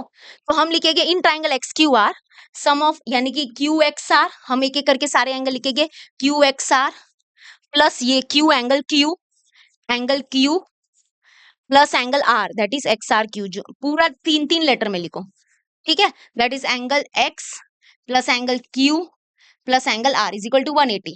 तो इसमें से ये ऐसे ही रहने दो, क्योंकि एक्स तो नहीं है ना हमारे पास, ये वैल्यू अभी तक नहीं आई है, बट इन दोनों का सम है, ऊपर है, देखो ये दोनों का जो है ना, ये दोनों का सम, ये दोनों का सम है हमारे पास 90, फ्रॉम इक्वेशन नंबर 1 करके ऐसे लिखेंगे, and that is equal to 180, है ना, ये 180। तो यानी कि क्यू एक्स आर कितना हो जाएगा, ये प्लस 90 उधर गया तो माइनस 90। ओके, तो यानी कि आ गया, that is Q X R is 90 degree आ गया। तो है, मतलब हम लोग को बॉडी लेटर है उसको रेक्टेंगल बताना था, और रेक्टेंगल अगर बताना है तो उसके सारे एंगल्स को 90 बताना पड़ेगा। तो अभी तक एक ही एंगल हमने 90 बताया है, और वो है ये वाला, बाय द वे। कौन से वाला, ये वाला, ये 90 बता दिया, तो एक हमारा टारगेट हो गया, ये 90 आ गया, ठीक है, डन। लेकिन अभी हम क्या बोलेंगे पता है, वेट वेट वेट, मैंने क्या बोला था, इसका प्रोसेस बताने का जो 90 है और इसका प्रोसेस जो बताने का 90 है वो सेम है। तो हम क्या बोलेंगे कि ये 90 आया है, तो हम क्या बोलेंगे, और एग्जाम में बिंदास ऐसे आप लिख सकते हो कि similarly we can show angle Q Y R is 90, मतलब एक तीर दो निशाने हमने लगा दिए, तो ये 90 आ गया और ये भी 90 आ गया। क्योंकि देख, अभी इसको अगर मुझे, एक बात बताओ, इसको अगर मुझे 90 बताना है तो इसका प्रोसेस भी लगभग ऐसा ही है, ऐसा ही है। मतलब क्या करना रहेगा पता है, इसमें भी हमको क्या करना रहेगा, हम सबसे पहले क्या लिखेंगे, ये लिखेंगे कि ये दोनों लाइन पैरेलल है, ये ट्रांसवर्सल है, तो ये एंगल और ये एंगल, ये कौन है, इंटीरियर एंगल, तो इंटीरियर एंगल्स आर सप्लीमेंट्री, फिर multiplying both the side by half करेंगे, तो इस एंगल का हाफ होगा, ये अंदर वाला लिखेंगे, that is Y Q R, और इस एंगल का हाफ लिखेंगे ये, that is Y R Q. Okay, और ये 180 का हाफ 90, यही प्रोसेस है। फिर हम लोग क्या करेंगे, ये वाला ट्राइंगल लेंगे, in triangle this sum of all angle is 180, लेकिन उसमें से इन दोनों का सम तो पहले से 90 आ गया है, तो जो ये बचेगा वो भी कितना हो जाएगा, 90। बट वो पूरा लिखने की जरूरत नहीं है आपको, सिमिलरली करके लिख सकते हो, एग्जाम में भी चलेगा। तो अभी तक सिर्फ दो ही एंगल 90 हुए, वेट वेट वेट, अभी और दो बाकी है। कौन से दो बाकी है पता है, ये वाला 90 बताना है, that is X R Y, और ऊपर वाला that is X Q Y. ठीक है, ये अभी ये दोनों का प्रोसेस मतलब सेम नहीं है, ऐसा होता अगर सेम होता तो हम सिमिलरली करके लिख देते हैं, लेकिन ऐसा नहीं है, इसका प्रोसेस थोड़ा अलग है। अभी देखना, अभी नेक्स्ट आ जाते हैं, और दो बचे हुए हैं, तो अभी प्रोसेस इसका बताती हूँ, लेकिन मैं सोच रही थी, एक मिनट,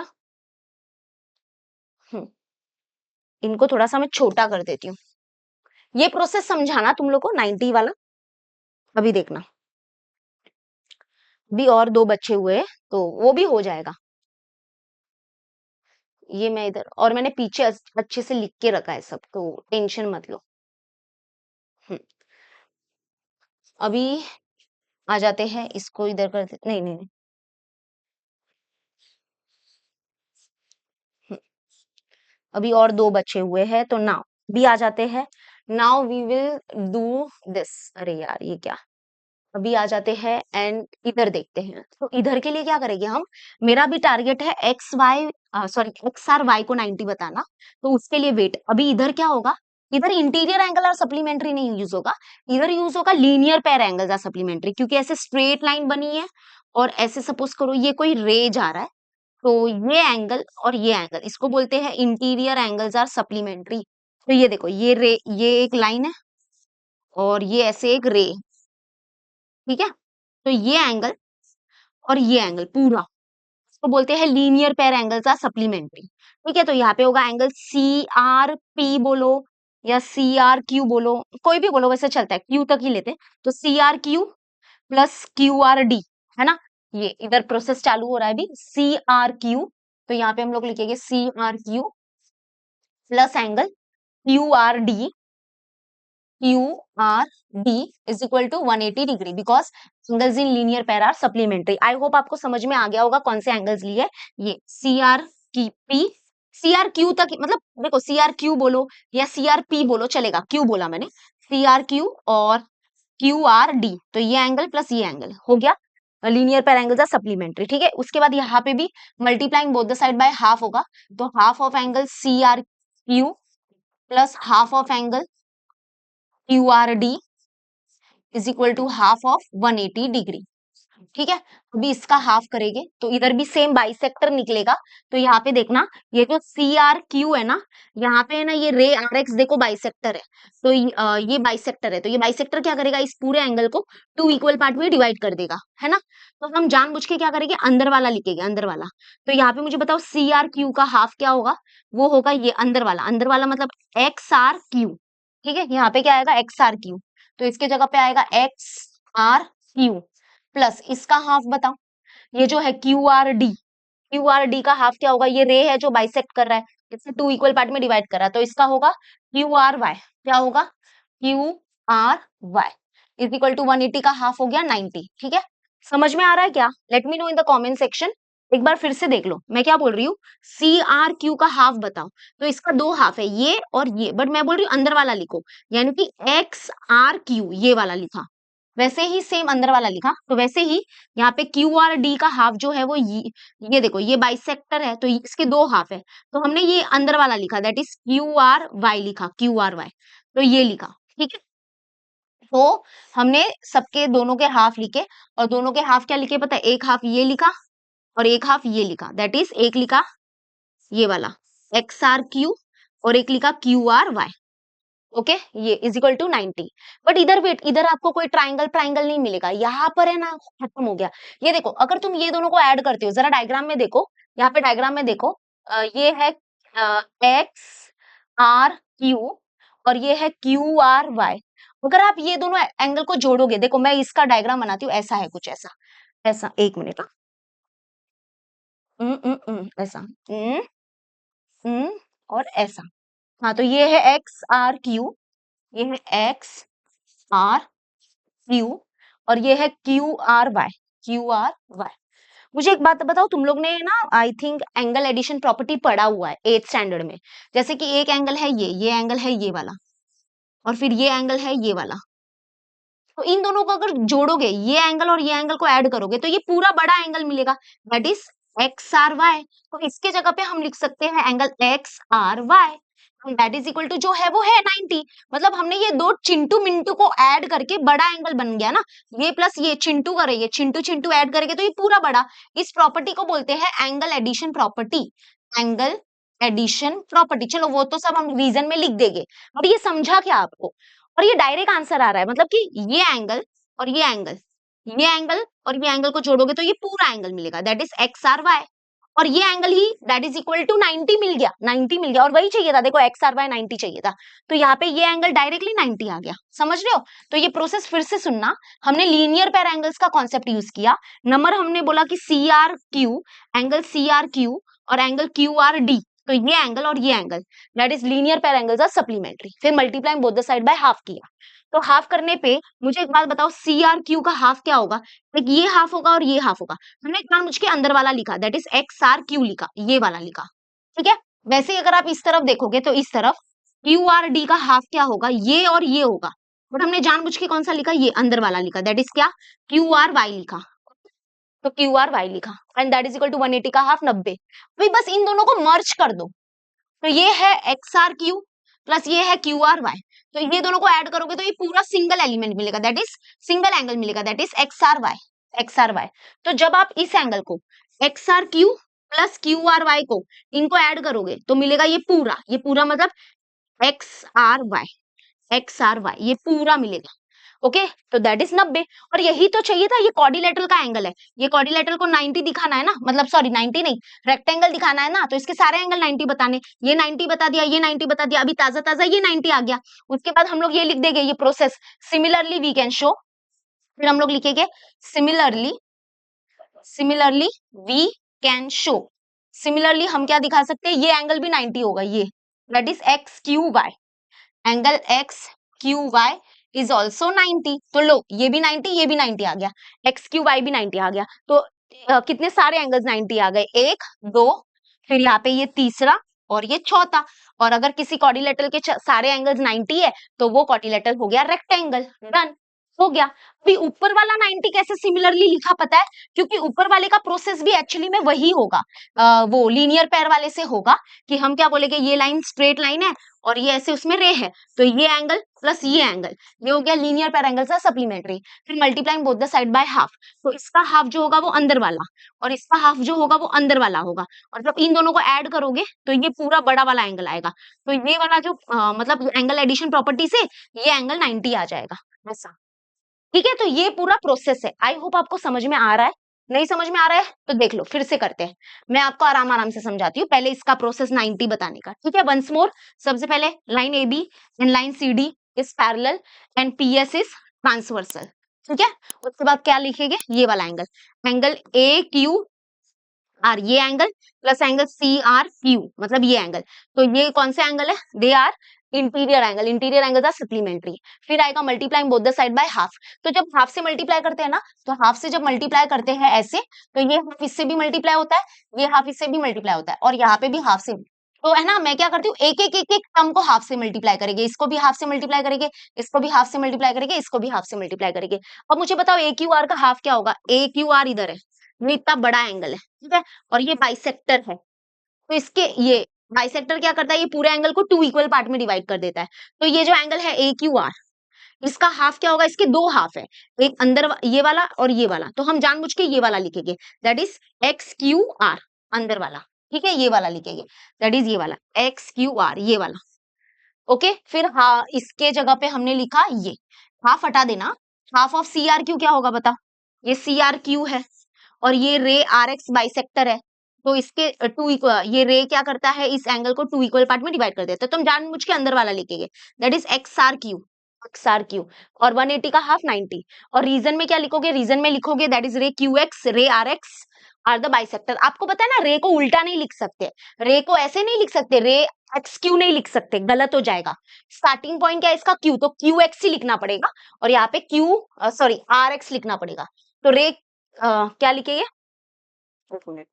हाँ यहाँ पे क्या लिखेंगे, ray Q X and ray R X are the bisector, ठीक है, आई होप आपको पहला पार्ट समझ में आ गया, ये वाला एंगल और ये वाला एंगल लिया था, फिर हमने इसके हाफ को मिटा दिया, मल्टी हाफ लिया तो इसका हाफ ये आया था, इसका हाफ ये आया था, अभी हम ये ट्राइंगल लेंगे, ठीक है, तो इन दोनों का जो सम है, ये दोनों एंगल का जो सम है वो 90 मिल गया, इसको इक्वेशन नंबर 1 दे दो, फिर now we will consider this triangle Q X R, and we know that sum of all angles of a triangle is 180 degree, reason sum of measure of all angles of a triangle is 180 degree। इसमें कौन कौन सा angle लेना है, एक लेना है angle x, एक बार बीच में चेक कर लो, सारे एंगल लिखा ना, angle x plus angle q plus angle r is equal to 180 degree, उसमें हमारे पास x की वैल्यू नहीं है, लेकिन ये दोनों हमारे पास है, ये दोनों का एडिशन हमारे पास, ये देखो ये दोनों का एडिशन हमारे पास 90 है, तो इसके जगह पे मैंने 90 लिखा, क्यों, फ्रॉम इक्वेशन नंबर 1 लिखने का, और ये 180, फिर ये प्लस 90 उधर गया तो माइनस 90, तो ये हमको एंगल मिल गया, ये एंगल है ना जो चाहिए था, ये वाला एंगल हमको मिल गया 90, ओके, क्यू एक्स आर। तो फिर उसके बाद हम बोलेंगे सिमिलरली वी कैन शो ये वाला एंगल, इसका नाम क्या है, Q Y R, Q Y R, तो ये भी क्या होगा, similarly we can show angle Q Y R is 90, तो ये दोनों एंगल 90 आ चुके हैं, तालिया हो जाए, डन, समझ में आ गया, ओके। अभी दूसरा प्रोसेस वो लीनियर वाला, तो कंटिन्यू लिखेंगे, कंटिन्यू करेंगे, नाउ कंटिन्यू करेंगे, और ये वाला, अभी ये वाला, ये स्ट्रेट लाइन है, ठीक है, ये रे है, तो ये वाला एंगल और ये वाला angle that is CRQ QRD। ये किधर है, ये रहा, या CRQ बोलो या QRC बोलो, एक ही बात है, ठीक है। QRC और QRD ये हो गए लीनियर पेयर एंगल्स। फिर से multiplying both the side by half, half से मल्टीप्लाई करेंगे तो हाफ से मल्टीप्लाई करेंगे बोथ साइड, तो ये हाफ इसको भी मिलेगा, ये हाफ इसको भी मिलेगा, और ठीक है ऐसा। तो QRC का हाफ बताओ, QRC है और ये रे है, तो ये रे क्या करेगा, इस पूरे एंगल को 2 इक्वल पार्ट में डिवाइड कर देगा, तो हम अंदर वाला लिखेंगे। तो ये देखो QRC का हाफ होगा अंदर वाला, दैट इज XRQ, ठीक है, XRQ, या इसको हम QRX भी बोल सकते हैं, ठीक है। वैसे ही QRD का हाफ क्या लोगे, अंदर दो होते हैं, इसका ये लिखा QRY, इसका हाफ ये, और 90, इसका रीजन ये आएगा, रीजन क्या आएगा, हमने हाफ ये क्यों लिखा, क्योंकि ये देखो ये रे RX और रे RY क्या है, आर द बाइसेक्टर्स। फिर इन दोनों को ज्वाइंट कर दो, यहाँ पे कोई ट्राइंगल फॉर्म नहीं होगा कि जैसे इसके बाद यहाँ पे प्रोसेस क्या था, इसको इक्वेशन नंबर 1 देके इसका नेक्स्ट प्रोसेस था ट्राइंगल वाला, तो यहाँ पे हमारे नेक्स्ट वाले इसमें ट्राइंगल वाला प्रोसेस नहीं है, इसमें डायरेक्टली ये आ गया। आप ही मुझे बताओ कि जब आप इसको ऐड, ये वाले एंगल को और ये वाले एंगल को जब ऐड करोगे, दैट इज ये QRX और QRY, ये दोनों को जोड़ोगे तो ये पूरा एंगल मिलेगा, that is known as RXY। तो इन दोनों के जगह पे ऐड करके हमने एक ही एंगल लिखा RXY, क्या लिखा, सॉरी XRY क्यों, इसको बोलते हैं एंगल एडिशन प्रॉपर्टी। तो दो एंगल को ऐड करके सिंगल एंगल के इक्वल लिख सकते हैं, ठीक है, या सिंगल एंगल को हम दो एंगल में लिख सकते हैं प्लस के, तो दैट इज इक्वल टू 90। तो ये मिल गया ना, यही तो चाहिए था 90, XRY 90 मिल गया। और फिर बोले कि सिमिलरली वी कैन शो ये वाला XQY, ये वाला हम शो कर सकते हैं 90, हो गया। तो यानी कि देखो सब आ गया, हम बोलेगे फिर ये देखो 1 2, फिर ये रहा तीसरा और ये रहा चौथा। आपको कुछ इक्वेशन नंबर डालना है तो इक्वेशन नंबर डाल सकते हो, जैसे 1 तो ऑलरेडी है ही, तो इसको दे दो, आप दे दो, इसको दे दो इक्वेशन नंबर 2, इसको दे दो इक्वेशन नंबर 3, इसको दे दो इक्वेशन नंबर 4 और इसको दे दो इक्वेशन नंबर 5। तो यहाँ पे आप फिर लिख सकते हो फ्रॉम इक्वेशन नंबर 2 3 4 एंड 5 हमको ये मिल गया। तो therefore quadrilateral XQYR is a rectangle since Q quadrilateral is rectangle if it's all angle, अगर उसके सारे एंगल्स क्या है 90 डिग्री है तो वो क्वाड्रिलेटरल रेक्टेंगल कहलाया जाता है मैथमेटिक्स की भाषा में। तो देखा, आई होप आपको समझ में आ गया है, प्लीज अच्छे से करना, रीजन वगैरह अच्छे से लिखना। एंड यस, ये हमारे नंबर्स है हमारे बैचेस के, अगर आप 9th में नहीं 10th में ज्वाइन करना चाहते हो तो 10th के लिए इंक्वायरी कर लो, ठीक है, जो भी रहेगा आप कॉल करके इंक्वायरी कर लेना। हम मिलते हैं नेक्स्ट वीडियो में, प्लीज लेट मी नो अगर आपको रियल नंबर का प्रॉब्लम सेट वीडियो चाहिए तो प्लीज लेट मी नो, ठीक है। मिलते हैं नेक्स्ट वीडियो में, bye bye everyone, take care, bye bye, take care.